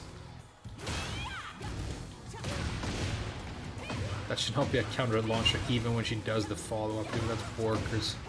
She should have to either commit to the extension and not get the combo, or not commit to the extension and attempt the combo. She shouldn't be able to do both. That's fucking crazy.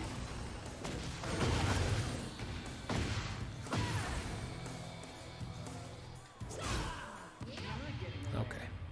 Whatever, dude. Panic mechanic for bad players. Okay. I'll wait.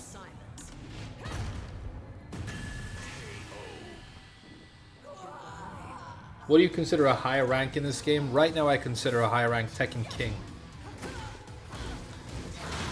There's a bunch of like streamers, apparently, like the ones I've looked at, people who are like, you know, have been playing this game for a long time and like stream the game or whatever, who are reasonably high level. A lot of them are oscillating between Bushin and Tekken King right now. So that's kind of the cutoff point. And that's why it felt really good to get Emperor today, because I think getting Emperor right now is like when you distinguish yourself and like break away from that pack. I think Tekken Emperor and above is really quite elite right now, which it feels great, you know. But then obviously there are players who have multiple Tekken God Dominion already, so that's like the next level, yeah. That's when you get into pro level, like people who can win major tournaments. But that's the level we're gonna get to, you know. I'm not gonna stop working, you're not gonna stop working, and eventually we're gonna be fucking champs of this game.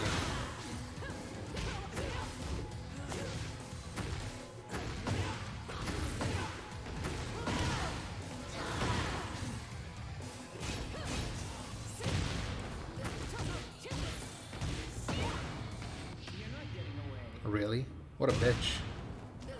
I'll wait. The streak system is stupid.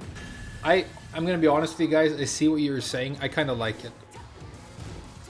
Because it feels now like if I can just like preserve the streak, I have my ability to like, because getting ranks at higher ranks in 7 was really fucking hard, especially at TGP, because then the only way to get any points was to beat other TGPs, but you couldn't filter your search for only TGP, you know.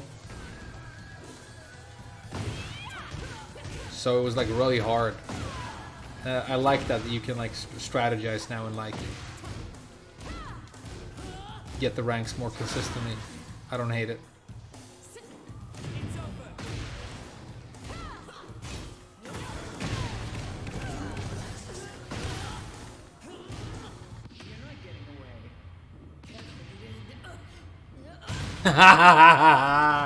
This game's trash. I think Coney, a Smash player, got Tekken King yesterday. That's impressive. If he's new to Tekken, that's impressive. The number of Ninas has ballooned. Yeah, as it should. Nina is overpowered. People are just noticing slowly. But I've always known that Nina is fucking overpowered trash. What rank title looks the best to you aesthetically? Right now, Emperor, because I just got it and it looks super flashy. But I've always liked Raijin. The fact that it has Raijin has a tiger, right? A white tiger with stripes. Raijin looks great.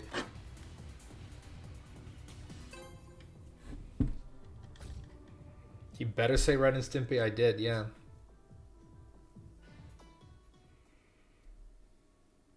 ready for the next battle. The guy who could turn into a dragon. That's Jake Long, American Dragon. I never really watched that, but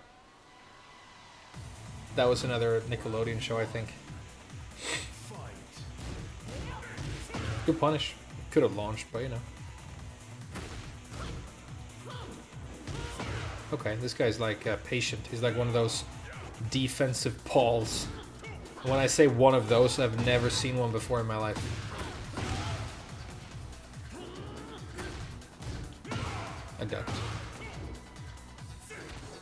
Trash, not wall splat, off of a throw. It's broken. In a game where throws can't be broken, you don't want throws to be launchers. You really don't want Law's launching throw. You don't want any throws that can be launchers in a game where throws are as overpowered as they are in this game. And you definitely don't want multi-throws. I think if throws are going to retain their current design, they need to remove most non-generic throws. They can let some characters retain throw mix-ups, the way like King and Dragon all has. That's one thing. But we can't have launching throws. We can't have guaranteed wall splatting throws. Not when like one of the main ways you're meant to deal with pressure is armor, and throws categorically beat armor. Like that's a huge thing. If you think your opponent's going to do an armor move, like Elisa has really good armor moves. If you just hard read when she's going to throw them and you do a throw, and it becomes unbreakable. It's also true that because you have armor on your universal heat activator, this thing, throws also get guaranteed against that, which is crazy, right? So I think they need to nerf throws.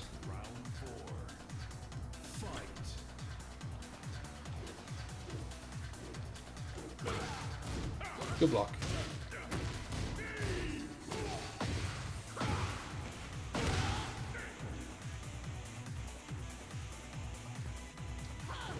Nice bait.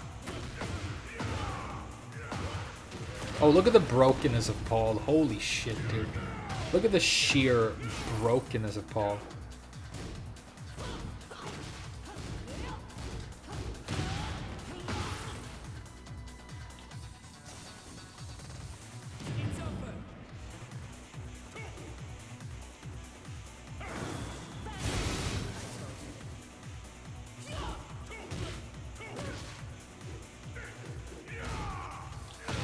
Wow. Iron Mountain. This guy's a scrub. Well played.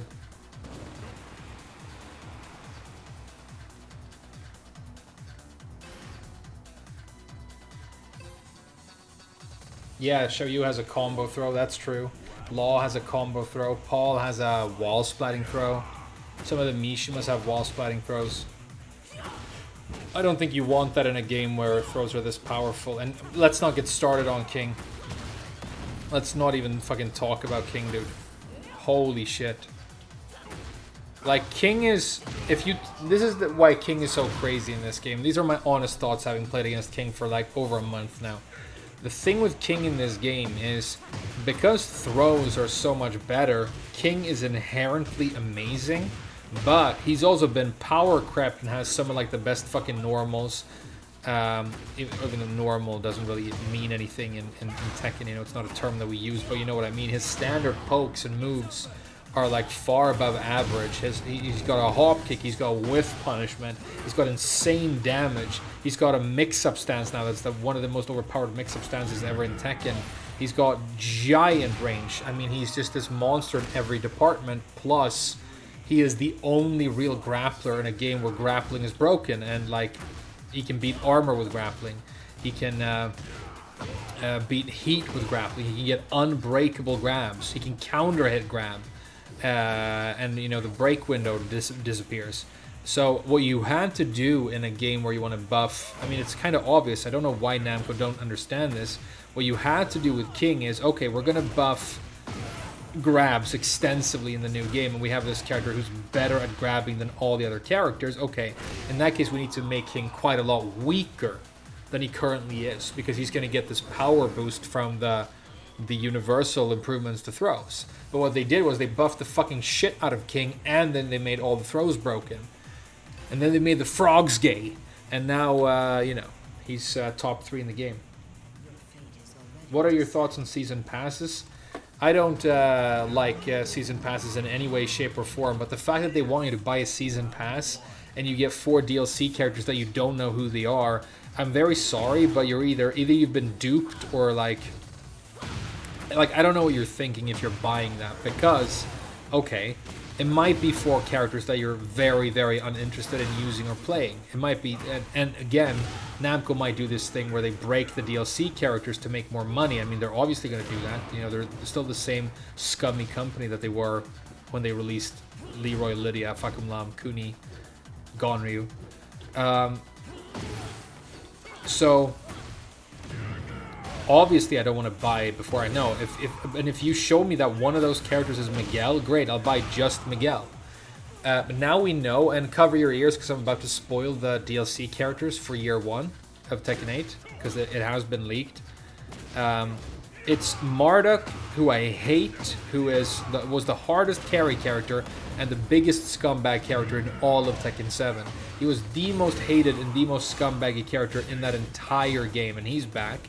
It's a Lydia, who came out probably one of the most broken characters ever in Tekken, and then was abandoned entirely by the community the moment they nerfed her. And then it's Eddie, who, like, you know, only tentacle porn watching fucking weirdos have ever played, and they've made him like 0 execution and easy now, apparently, according to his preview, so that's fucking weird. And then the final character is Fakum Lam, so, you know, there's not a single character in there. The exception might be Fakum Lam if he's balanced, which he won't be, that I might consider looking into, but really I want to play none of them. And so because I haven't bought the season pass, I've saved all that money. I wasn't going to spend money on any of those characters anyway. And then if there's a season 2 and it contains like Bob, Miguel, fucking Katarina, Gigas, then yeah, I want all 4 of them, but I could buy them individually, or if I get a good deal once I've seen a leak, you know, get the season pass. But season passes are inherently the same way premium currencies are scumbag dog shit. Season passes are scumbag dog shit. They're there to drive long-term engagement. They're there to try and make sure that you don't stop playing the game, that you stay on the fucking hook. And the way you should do that, the way you should keep people on the hook with your game and keep them spending money, is you should make a good fucking game with a satisfying loop that people want to come back to. And that's not what you've done when people can plug and people can fucking cheat. Hey, good games, Hobbit. And people are going online and just getting fucking plugged on, and the balance is whack, and Devilgen is overpowered, and Dragunov is overpowered. That makes the fucking standard gameplay loop of online Tekken fucking atrocious. And so people are going to start abandoning this game soon if they don't fix it. Sorry, but that's the fucking truth, right? And maybe some whales will stick around and buy fucking shitty customization in the shitty fucking store. And maybe Namco will make their money that way, and then Tekken 9 will just be a mobile game. Because they're like, yeah, making good games is too expensive and hard. We can just make a lot of money tricking these fucking morons and children into spending like thousands of dollars by just like, you know, making a shitty shop and then putting member berries in it. Like member berries, like Tekken 4 costumes and stuff. Hey, remember when Tekken was good? Remember your childhood when Tekken was a thing? Well, here's a vague reference to that. Want to spend $4? And that's how they make their fucking money. Why the fuck should they make a good game? Why the hell should they make a good game? If their incentives are, if they're not artists, if they're not creative, and their only incentive is making as much money as possible, why the fuck would they make a game at all if they can trick these cetacean fucking morons into spending thousands of dollars each on like shitty costumes from old Tekken games? You know? Season passes are trash, dude.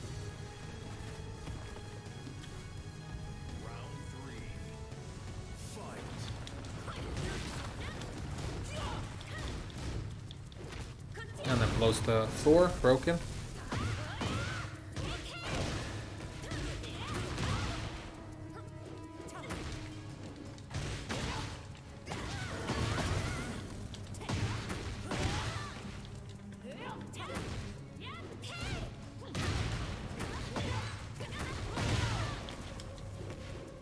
Lag spike right when I had to do a clutch dash.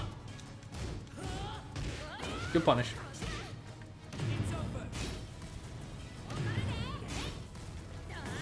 Oh, right away. And throw. I knew you were going to throw. It's not going to work. I shouldn't have tried it. Oh well. I had another cinematic finisher that I could throw Panic into. This game's trash. Well played.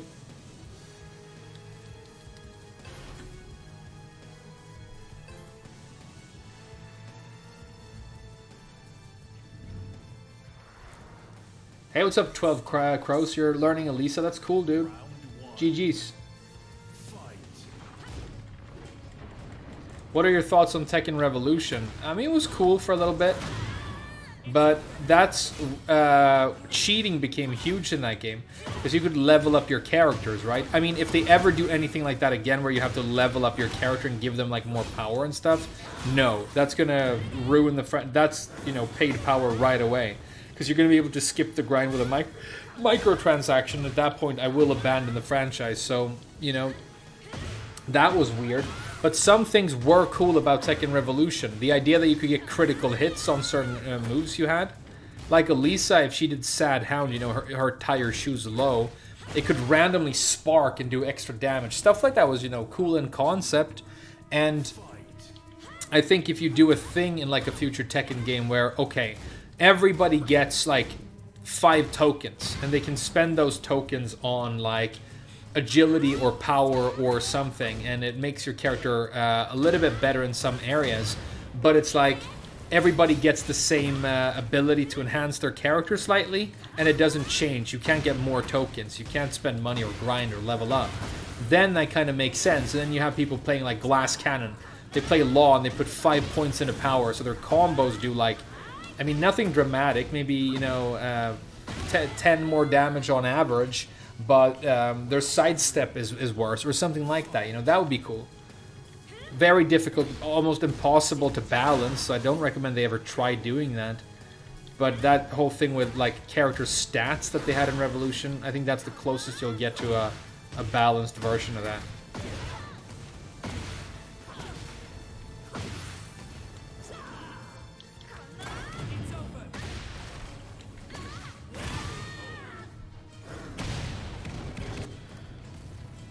Oscar's terrible in this game. She's better than Zafina, but yeah, she's not great.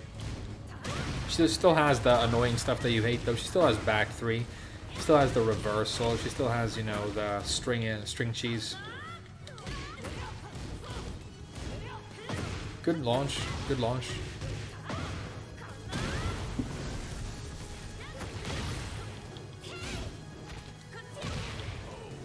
They also throw spam a lot. Fucking Oscar players, they fucking throw spam a lot, dude.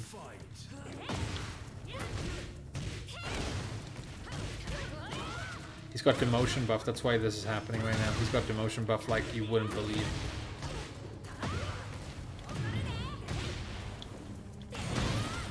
Dude, okay, she's not underpowered. Stop talking shit, dude. She's broken. Fuck this character. GG's. Fuck this character. GG's.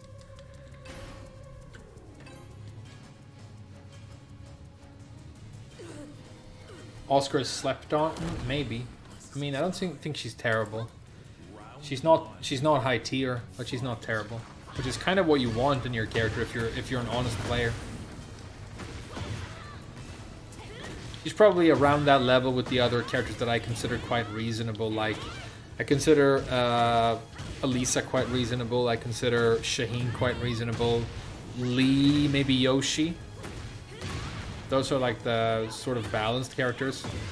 And then you got characters like, you know, Jun and Devil Jin and Dragunov where it gets stupid.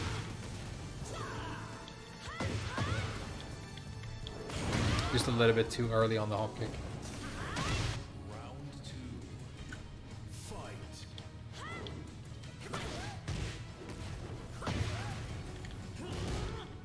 And then you have Zafina, and she's the ultimate trash below all of them.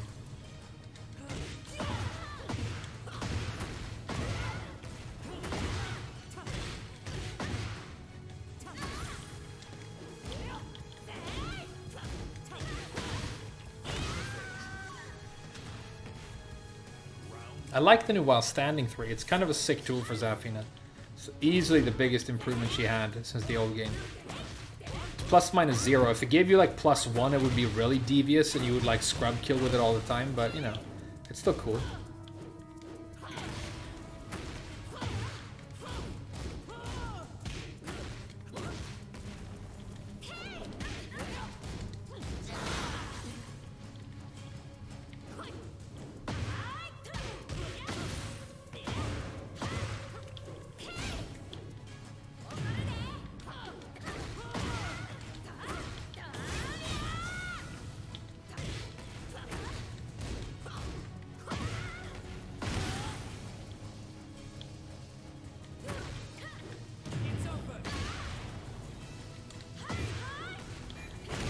Damn.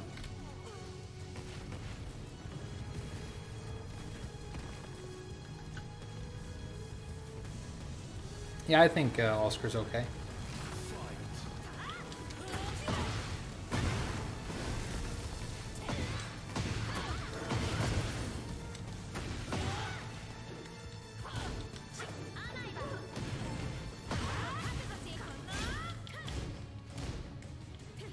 Trash. Trash. These fucking cock cheese covered delays that she's always been fucking abusing. Fuck this character.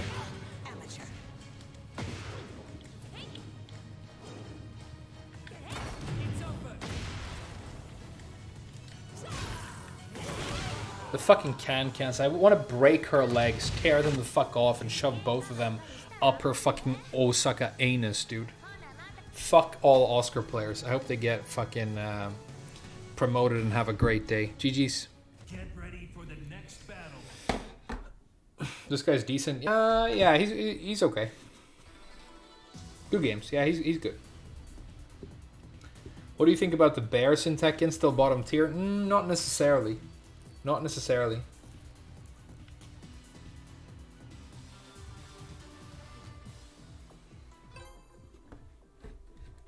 Bears are, I don't know. I don't struggle against Bears right now, but I have a good matchup. What makes Zafina so weak? I mean, I've explained it a bunch of times, but it's basically this, right? First of all, they've removed a bunch of your mix-up options from the old game, so she lacks options now. Her stances are a lot worse. You have fewer transitions between them, so being like unpredictable is a lot harder with her, and her like mix-up is just a lot weaker overall. But then the main thing is that her damage is incredibly low. It's always been kind of low, but in this game, compared to other characters, it's exceptionally low. Like, her damage is very, very low. But then you get to the main thing, which is like, in this game, you really want to have a strong heat mechanic, because it's kind of the core of every character in a big way. And Zafina has the worst heat of all characters. Her heat smashes are pretty good, but her heat gimmick is like the worst. Because if you look at Yoshi, when he is in heat and he does like his best moves, he gets health back. When Jun spends health, her attacks become empowered and do like crazy damage and become super good, and she can gain that health back. Other characters, like when King successfully throws when he's in heat, he regains resources as well in the shape of his heat bar. Zafina has to spend her health to do decent combo damage. To really do anything in the game, she has to spend her own health with all these armor moves, right? Because they're her best moves. But then, they're actually quite weak. Like, if you're going to do that to a character, force them to spend their own health to do certain moves, then those moves have to be really good, because it has to be worth sacrificing the health. But they made all those moves bad, and so you're doing bad moves that are worse than everybody else has in heat, and then you're also spending your health while you're doing it, you know? Her moves are so bad that they would still be bad if they healed her when they hit. But they don't. They damage you a lot. Check this out, right? So I dealt a bunch of damage to him, but I took a bunch myself. If I had been unsuccessful, that would not have been a good trade for me. So what you need to do to fix her, and fix her combos, because her combo damage is atrocious. Like, her combo feels really weird. She doesn't really have a real wall combo. It's super bootleg, you know? Is you need to take these hand attacks that cost health, and you need to make them more powerful, so that they make sense. If she's gonna, you know, if for example, okay, Elisa right now, I can do like 74 damage off of a safe 15 frame down 4-2 without spending any resources or being in heat. And Zafina, with a 16 frame unsafe down 4-2, has to spend her health, and she'll get 64, which is 10 less than Elisa. And if she doesn't spend her own health at all, she gets like 58. So she's behind by 16 points of damage. You know? So really, the damage is the main issue. But then, like, you know, Scarecrow is a lot worse in this game because you lost Scarecrow 3-3. Tarantula is worse because you lost up forward 1+2. Mantis is worse because you lost Mantis 3-4-3. You know, they just removed a bunch of options for no reason. I don't know why they just removed options. Maybe they were scared that people would like not want to play against her if she had too many moves, because there was too much you had to learn. But you know, you don't want to end up in a situation where everybody's Kazuya and Devil Jin and Azuzena and just doing the same 4 moves because they're abusable and too good. That's not a fun game to play. You want there to be complexity, right? But that's why Zafina's trash in this game. Go watch Fergus's video, he explains it really well. They also nerfed her damage from like a bunch of moves. They nerfed the damage of 1+2, for example, which made no sense. This move is not nearly as good anymore. You can't get a combo for finishing the 1+2 string anymore, which like for no reason, that's just gone.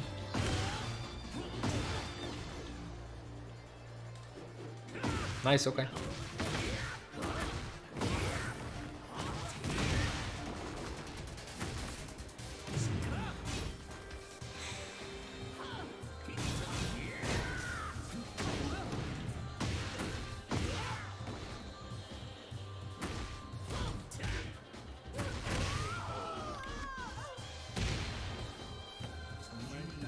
Do you think the game would be better if... is there a way I can send you a screenshot? I don't think so. If all the characters had lower damage, yeah. Yeah. Shadow won a recent tournament with Zafina, so we can stop pretending that you're weak, that she's weak. No, it doesn't matter. Shadow could win Evo 2 years running. It wouldn't mean that Zafina isn't weak. At all. Tournament results and like this tiny number of players that tend to win these tournaments, that's not a significant sample size. It's not even interesting. It's a tiny data set that doesn't tell you anything. Doesn't tell you fucking anything. And how many matches did Shadow play in that tournament against how many other characters, you know? A couple dozen. And online, you play, I mean, we play thousands and thousands of matches every day against each other. There's no pretending. Zafina is objectively trash. I mean, obviously objectively trash. And Shadow could win Evo 3 years running with Zafina, and it wouldn't have any fucking impact on my opinion on that at all. Arslan Ash could fuck you in the ass in this game with like a blunt butter knife, okay? He won't, because he wants to win. It's his job to win, so he becomes a tier war, and he abandons Zafina when she's too weak. Which, I mean, I almost abandoned her because she was too weak. I can't blame him. But, I mean, fucking Shadow going to Florida and winning a tournament with Zafina, you think that fucking matters? Are you crazy?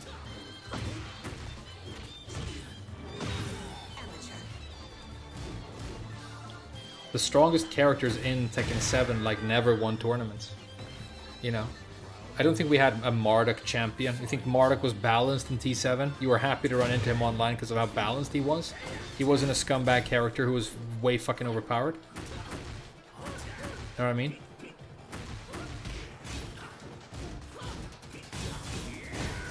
I think Devil Jin was fine in T7. He didn't win any tournaments.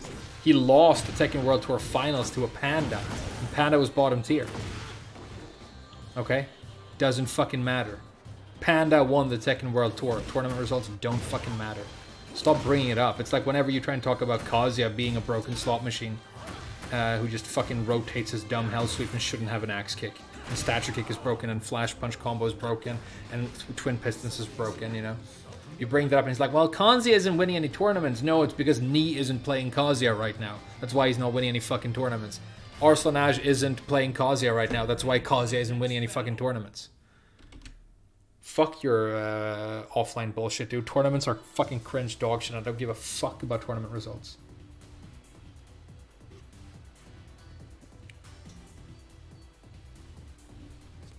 They're not even tournaments. They're like thinly fucking disguised shitty cup noodle ads.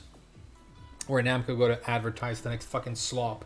They want to feed the pigs they consider their community to be. Tekken tournaments are fucking cringe, dude. I can sit there and watch it for 30 minutes and all I see is fucking armbands and noodle ads and there's no fucking gameplay. And then the gameplay starts and somebody's fucking screaming over it. And they can't wait for the match to end so they can show you the next trailer for the next fucking DLC. Nothing is less about watching high-level Tekken than fucking Tekken tournaments, dude. I have to watch them with the sound off. I have to wait for somebody to release a compilation of the interesting matches with the sound off. Because otherwise some fucking idiot is screaming over it, you know? And it cuts to commercial. Offline Tekken is fucking cringe, dude. I'm done with it. Fucking done with it.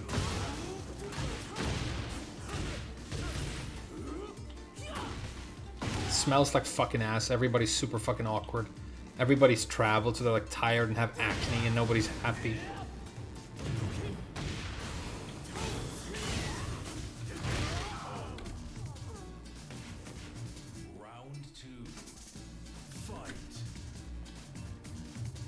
But you know, if there's like Shadow, I'm really interested in Zafina, right?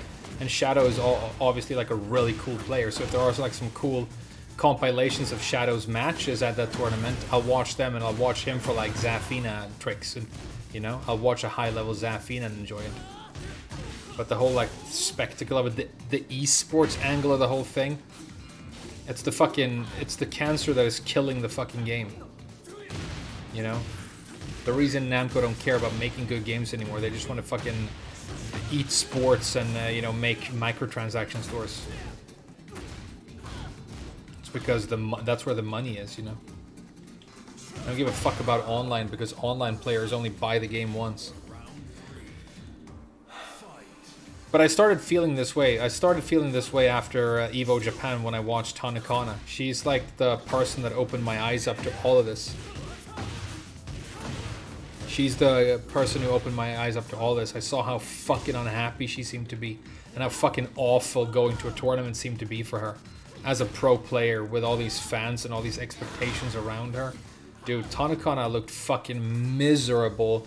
But she had to smile and look happy. And she had to drink several cans of Red Bull. Like, just keep drinking Red Bull.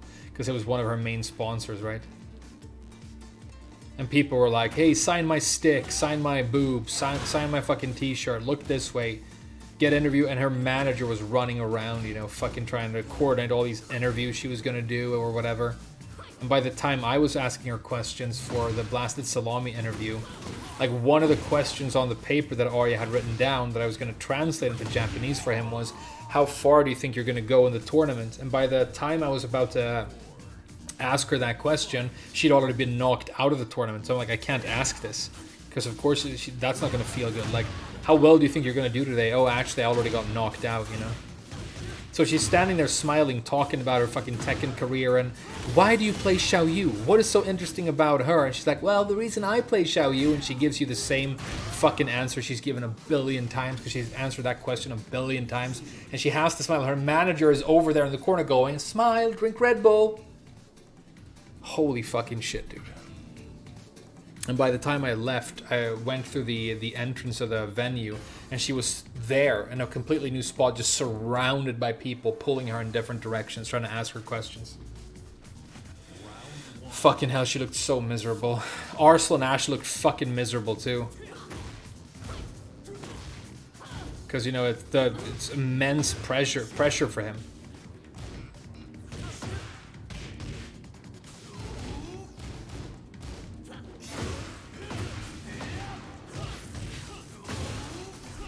Like when I met Arslan in the urinals, I was pissing and Arslan Ash came in and he started pissing, and I think we were washing our hands and I'm like, so are you you know, have you fought Knee yet? Because if I had moved on in the tournament, which I obviously didn't, I was gonna face Knee. So when I got knocked out, I told Arslan, hey, I'll leave him to you. And this was before he was a big star, you know. This was when he was a rising star. And he's like, yeah, dude, I'll kick his ass or whatever. He obviously didn't use those words. And then I met him in the urinals and I'm like, hey, so did you fight Knee yet? And he looked at me and he looked like at me like suspicious, like I was like I just lied to him or something. And he's like, I just beat Knee 6-0. What do you mean? You didn't see the match? And I'm like, sorry, dude, I guess you don't give a fuck. Because he just beat Knee on the main stage, right? And he 6-0'd him at Evo Japan, I think 2019. And I'm like, dude, I was kind of fucking trying to find something to eat and like having a shit in the bathrooms. I guess I don't give that much of a fuck about offline Tekken after all. That was an eye-opening experience, dude. Fucking hated going to that tournament. It was a cool experience in a lot of ways, but after like 2 hours, I just couldn't wait to get the fuck out of there. They were like, you know, what you don't see necessarily when you watch those tournaments is like there are all these stalls where people are advertising and selling things. There was like a new car they brought out, and these like model girls in like bikinis were climbing all over the car, fucking showing their tits and ass, you know, and cup noodle were everywhere, like handing out free cup noodle to everybody who was hungry. But by the time I'd, you know, played pools and I wanted to like get a bite to eat, it was all gone. There was no food left in the venue. The only way to get food was to leave and go somewhere else, you know, find food and come back. And it smelled like dog shit because, you know, fighting game players don't, you know, take care of their hygiene. And there's like 1,000 of them in this giant place, right? And it just smells like dirty fucking unwashed asshole. And then that whole thing happened where like they had hired some models to like stand around and be sexy with their titties during DOA or something. And then one of the girls spanked the other girl's ass. And it's like, core values. Our core values are core values. And when we core values, we core values. Shut the fuck up. You hired these girls to be in the fucking shot. You're a giant greedy ass fucking corporation and you don't have values. You don't have the ability to have values. You're not a being. You have no brain. You definitely have no fucking heart. So don't start talking about your fucking values. The only reason you're doing that is because you're more scared of the backlash than you are excited that you're going to get viewership from these girls touching each other's butt cheeks on stream. You lying fucking cunts. So that entire day, that entire experience just fucking put it crystal clear in my mind. Fuck these offline tournaments, dude. They're fucking hellscapes, dude. I'd rather be anywhere else.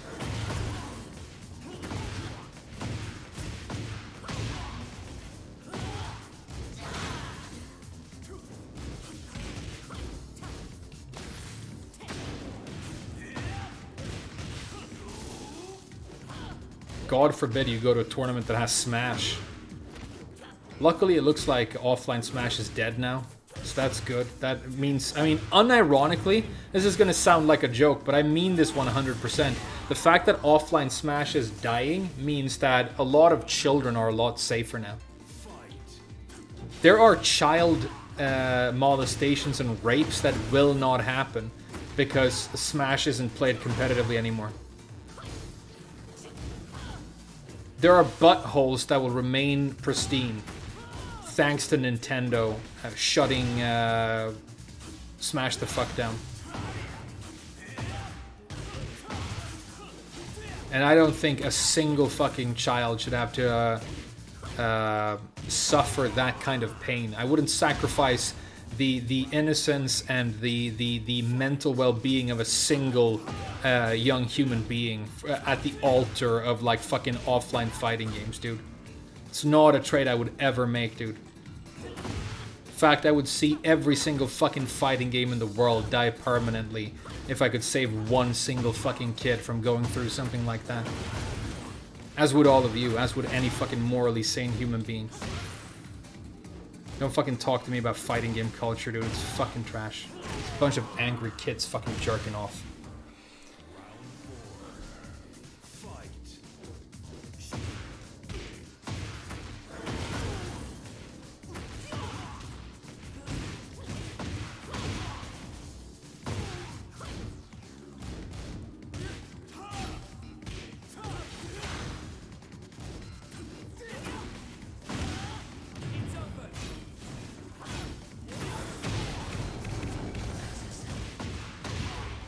GG's.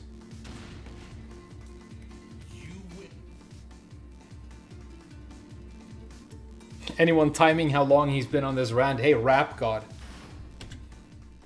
Rap God, huh? And we're shadow banned. I've been shadow banned for a while, dude. It's fine. Like, try and search for Tekken store videos, and my video where I call them scumbags won't show up on the first like 10 pages of fucking YouTube, dude. Why is there so much underage stuff in Smash? I mean, I can only speculate, but I think it's because I think that community has a large percentage of socially inept and very socially awkward players. Smash is just like that because it has this, you know, it's the same reason a lot of people who are like socially awkward and not, you know, very well adapted are really into My Little Pony, because it has this, like, you know, cozy, warm blanket, childish, pastel colored, happy, hugs and friendship sort of a feel to it, right? So, and then you have people like that, you know, socially inept but no less horny, weird people. And then you put them in fucking giant hotels with bars and vodka where they sleep in each other's hotel rooms, and there are social cliques and people are hanging out together. And there are after parties in the different fucking hotel rooms and whatever. And then you have like 14-year-old kids who look up to those people as heroes because they're good at the fucking game and they watch their streams, and they go to those venues and they stay at those fucking hotels. It's almost fucking inevitable. It's an obvious fucking recipe for disaster. It doesn't help that tournament organizers themselves are fucking creeps, and that Mr. Wizard would like pay 17-year-old boys to fucking show their dicks to him at EVO. It's fucking weird when people are like, oh, EVO is back. EVO's my childhood. Yay. And it's like, okay, just because Sony fucking bought EVO, it's okay now that it has this fucking dark and disgusting fucking history, right? Fuck EVO, dude.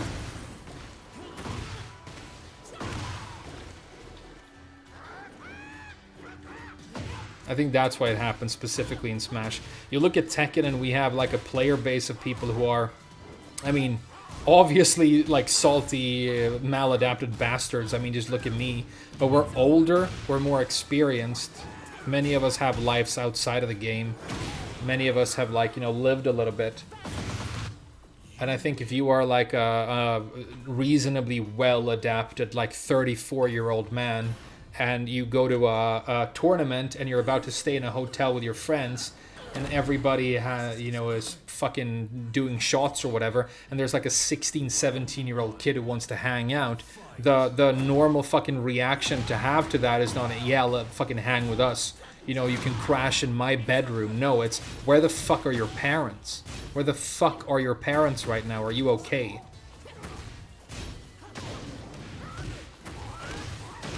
I have kids try and check in the hotels I work in. They show up and they're like 17. There's like 2 of them. It's like a girl with them, and they're like, hey, can we get a room? I'm like, how old are you guys? Where are your fucking parents? You know there's a mini bar in the room, right? I guess that's why you're here. They check in, they find all the booze, they put it in their bag, they run away. And they try and get away with not paying, you know? Same fucking thing.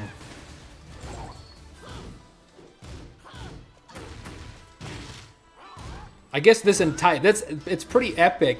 I guess this entire rant started because somebody told me Zafina isn't underpowered because Shadow won like a fucking tournament in fucking Florida of all places. The fucking world capital of fucking child molestation. Fucking Florida, dude. Alright.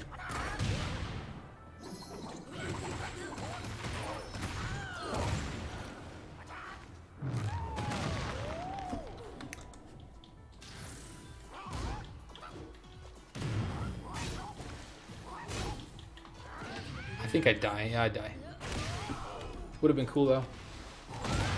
Round 3. Fight.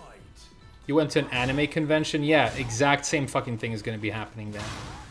But it's with fighting games like Smash, it's extra dangerous because the kids really look up to and idolize these maladapted, fucking socially awkward virgin 20-something, 30-something-year-olds, you know? They idolize them because this guy has the best fucking Pikachu on the West Coast.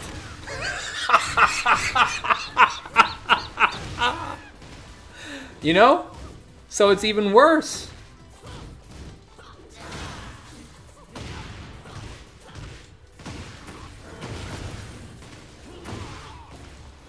Just for a second there, I realized how ridiculous the whole thing is, and I had to laugh, but, you know.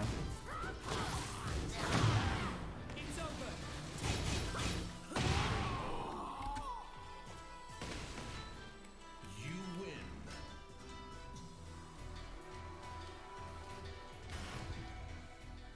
Get ready for the next battle. Anime expos are another dimension. You laughed hard at the rant.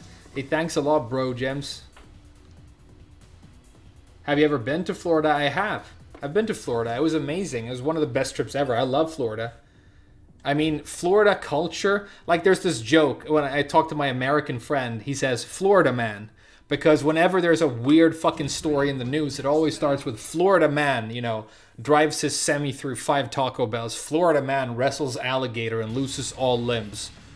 Florida man, you know, tries to smoke a cigar while free falling from a helicopter and ends up fucking, you know, crushing 5 babies. You know, it's always Florida man. And that's like a running joke. Floridians are fucking, you know, fucked up and they live in the fucking swamp and it's all like American shit. But Florida was amazing. I'm a big fan of Ernest Hemingway, and he lived in Key West, which is in Florida. And I went to his house, and they've turned it into a museum for him, obviously. And his cats, you know, he had a lot of cats, and they've lived there for generations. It's kind of like a cat sanctuary now, and you can hang out with Hemingway's cats or the descendants of Hemingway's cats.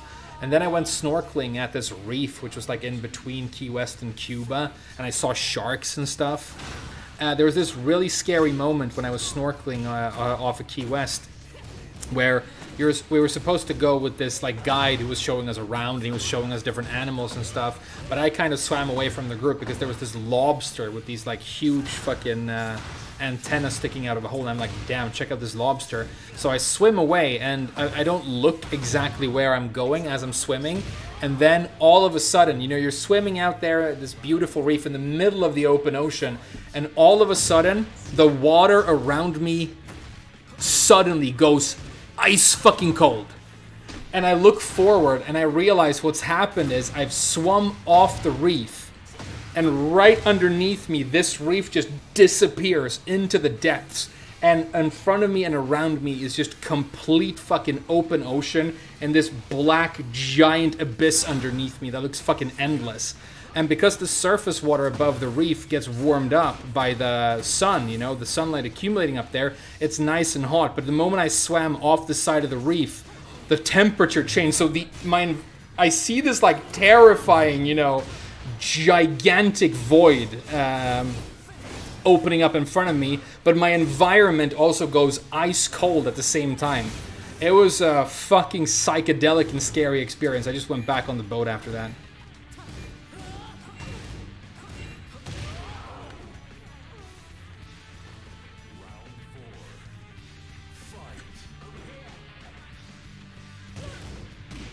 And I went to, where else did I go in Florida? I went to Fort Lauderdale, where my mother used to, you know, my mother, I've told you about my mother, right? She lived in Florida in the 70s, which is funny, because she's like so fucking anti-drug and stuff. I'm like, you lived in fucking Miami in the fucking mid-70s, shut the fuck up. You know, I've seen pictures of her back then. She had long blonde hippie hair with a fucking floral wreath on her fucking head and everything, dude. She was such a fucking hippie. But in Fort Lauderdale, I remember I saw a pelican eat like a sparrow on the beach. This like pelican flew down and ate a small bird, just gulped it down whole, which was scary. And I remember the hotel.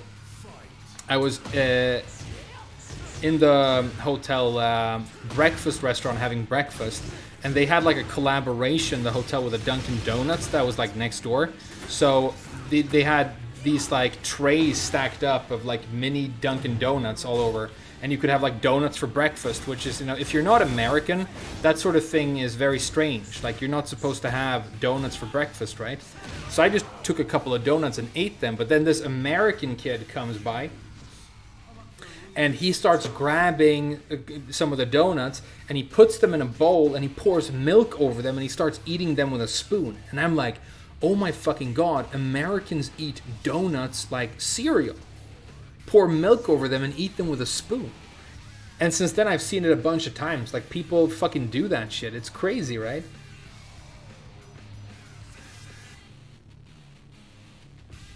Florida man kidnaps scientist to make his dog immortal. Yeah, there you go.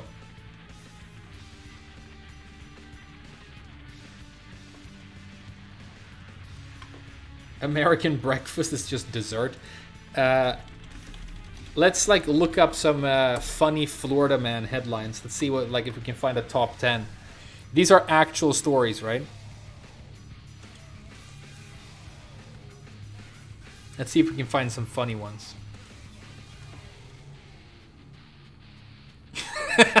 First one's already good. Florida man wears "fuck the police" shirt to court, wins case.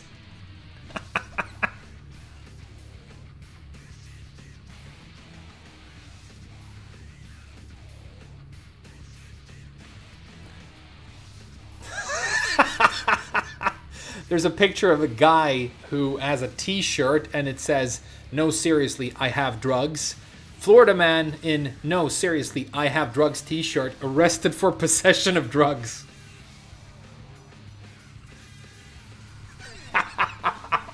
Florida man suspected of using private plane to draw giant radar penis.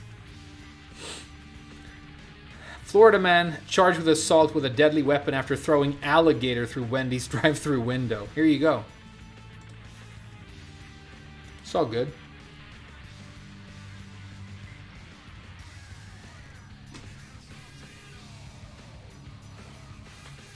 You've never done that before?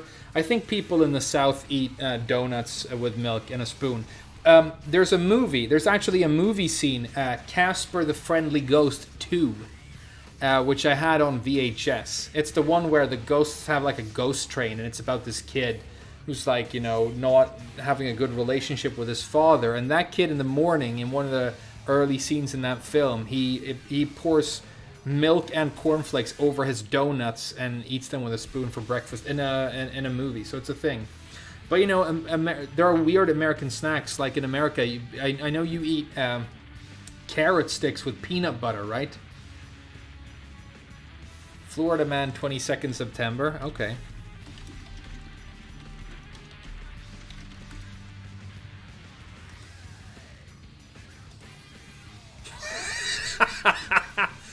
Florida man rides manatee, dares police to arrest him, gets arrested. Okay, that's pretty good. That's the best one so far. Rides manatee.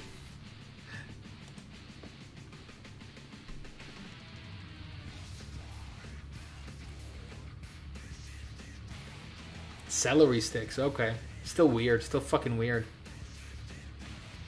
Ranch, I mean dressing I get, but peanut butter? Peanut butter is fucking weird, right?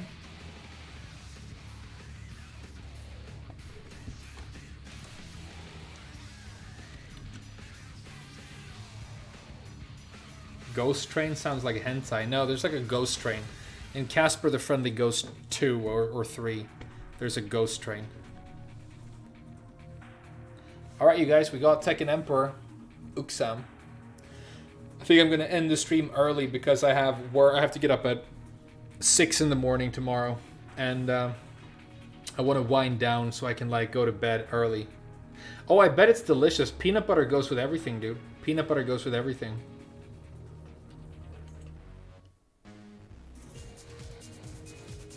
Key lime pie? Okay, good shit, good shit. Yeah. With the cream? Yeah. I'm super down. I like the pumpkin pie that you guys eat on Thanksgiving. When I was in New York in October, my mate had pumpkin pie left over that his mom made. And we had pumpkin pie with whipped cream, dude. It might be one of my fucking ultimate top tier snacks of all time. Fucking love American cooking, dude. American food is amazing. American food is fucking amazing, okay? I went around New York City and I had a born and raised New Yorker who's lived and worked in fucking Manhattan like half his life. So he showed me around to all the good places. But it's like, when I had a sandwich, it was so fucking high level in like a half decent, not even a famous place. The sandwich kicked so much fucking ass compared to everything else I've had in my life. And then we get pizza and it's the best fucking pizza I've ever had, dude. Or it was like an average pizza in New York, and it was like a really expensive sourdough, fucking really expensive pizza in Sweden, right? And then we went for fucking, to a French bistro for lunch, and the hamburgers kick fucking ass. And everything is just super, super fucking high level. Like, people who meme on American food, you're fucking stupid, dude. They cook like you wouldn't believe, and they're such connoisseurs. Like, they know about all the fucking ingredients, and you can go to, like, in New York, you can go to a Jewish deli. You can go to like a Japanese food store, which we did. You can go to a Chinese food store, Vietnamese food store, and you can get all these things that you can't get in Sweden. And you can make authentic Thai food and authentic fucking sushi, and you can make whatever the fuck you want to. And when you order delivery, it just shows up to your house really fast. It works. You have a doorman that like lets them in, and then the food is epic, dude. American food kicks ass, and I love American football. Go Ravens! Caca!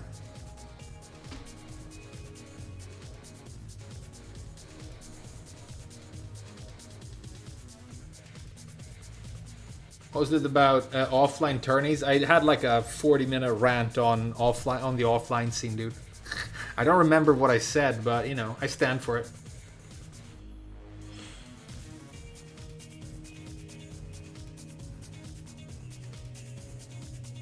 What's up, Dan Doman? Okay. Yeah, I convinced you not to watch tournaments. Good. Don't watch tournaments. Don't watch tournaments. Don't fucking buy anything in the microtransaction store. And only buy DLC characters if they're balanced. And then maybe this game will be fucking good one day.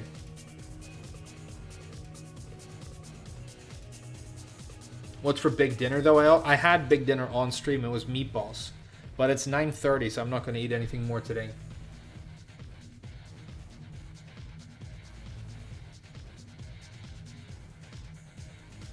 Mine is hot dogs, corn dogs, and apple pie. Pretty sure those are German, dude. I'm pretty sure hot dogs, corn dogs, and apple pie are all German. Pretty sure. Hamburgers are German. Everything's fucking German, dude. What are you talking about? Everything's either German or Chinese. Like, pick anything in the world. Look around. Look at what you see around you. Your furniture, the food, the fucking inventions, everything. It's either Chinese or German. Ultimately, everything's fucking Chinese or German. They are the two places, or Middle Eastern. Those are like the three places that things come from. Have you tried American barbecue? I have.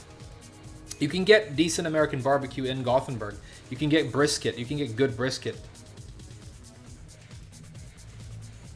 With the sides and everything. You can, I get the coleslaw. I get the mac and cheese. And they have different, like, fermented, homemade barbecue sauces that are really good. You can get good brisket in Sweden, actually, which is pretty cool.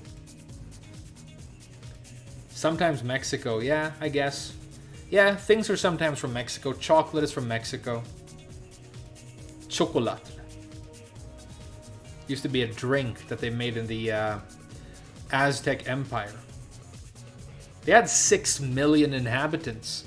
When Cortez came to the Aztec Empire, when he came to Tenochtitlan, they had 6 million people in the Aztec Empire. That's huge. And they had chocolate drinks that they made, and that's where the word comes from.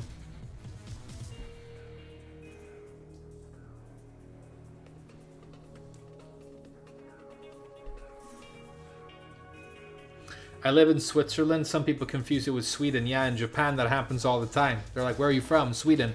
Oh, I've never been to Switzerland. That happened literally. Rion Miller, that happened to me twice a week for fucking 9 years. And gave 6 million people smallpox. Well, it's worse than that. What Cortez did when he came to the capital of the impossible city, as it was called, because it floated on these lakes and stuff, where the modern city of Mexico City is located. They were actually led into the city and treated quite friendly, but when they were taken to the royal palace, where the emperor of the Aztec Empire, whose name was Montezuma? No. I think Montezuma. They took him hostage.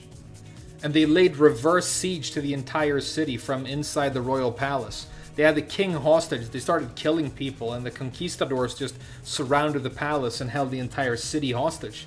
They were hostile from the very fucking start. They took the king hostage and started murdering people. And then, you know, the smallpox and the, you know, all the infections and everything started wiping people out. But the fucking conquistadors were fucking bastards from the get-go, dude. And they fucked them up. Which is so fucking sad, because it's one of the most fascinating cultures of all time. I mean, they were really into human sacrifice in the Aztec Empire. There are stories of them, like for certain events, certain celebrations, you know, sacrificing 10,000 people in a single ritual. Can you imagine that? Like ritually sacrificing 10,000 people. I mean, you can't do it in a day. They had to be executing people for months and months and months. And I'm like, where does all the fucking blood go? You know? There has to be like, it must have like fucking changed the ecosystem around the city. There had to have been fucking new flies and insects and stuff moving in or whatever. And diseases brewing. I mean, they probably had like a really, really good system for like disposing of dead bodies. But I read that story. It's like archaeologically, I think, proven. Like in a single fucking celebration and ritual, the Aztecs fucking slit 10,000 throats. That's crazy, dude.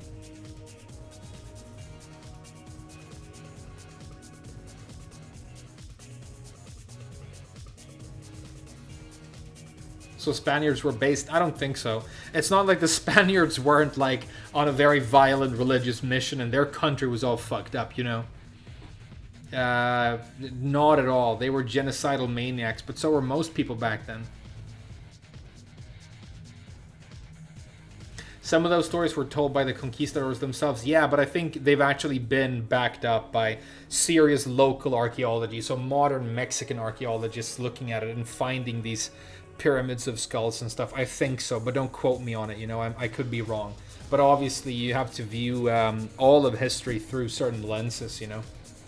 We talked about the fucking Persian Wars on an earlier stream and how like everything we know about those wars we see from a very Greek perspective, you know.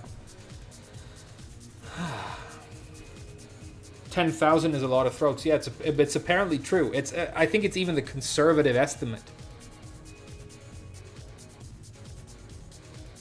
New York has the best food in the U.S. I mean, it seems like it. It seems like it has the best food in the fucking world, dude. I've never eaten as good as I did in in New York last year. It was crazy. But hey, guys, Uksam 6 stream. You know, just the right amount of salt. We had fucking fun. You know, big dicks in your ass. We had a goofy, silly goose time. We got a new Pinnacle promo. We even promoted Zafina, even though she's trashy change character. You know? Bartek subscribed and everything, you know? 6 stream. I'm so glad I streamed today. Thank you so much for watching.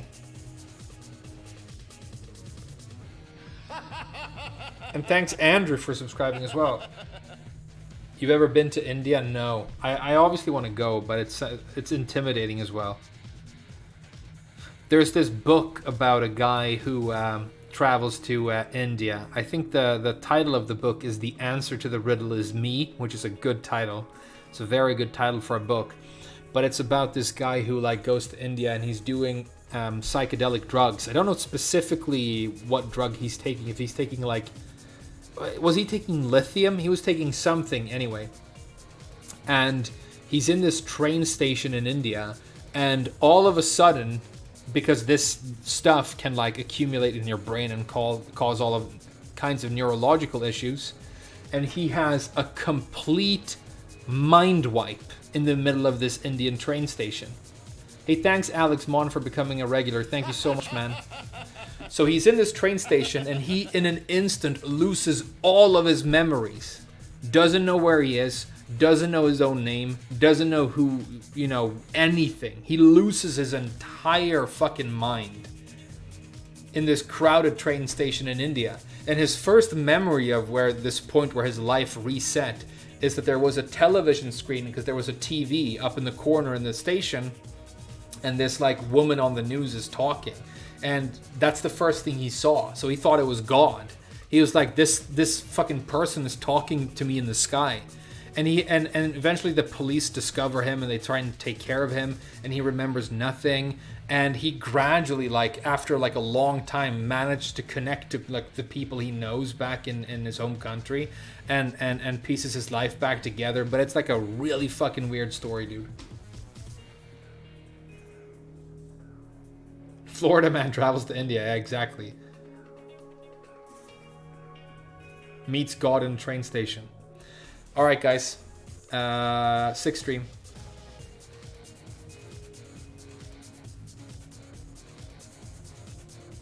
I'll see you next time.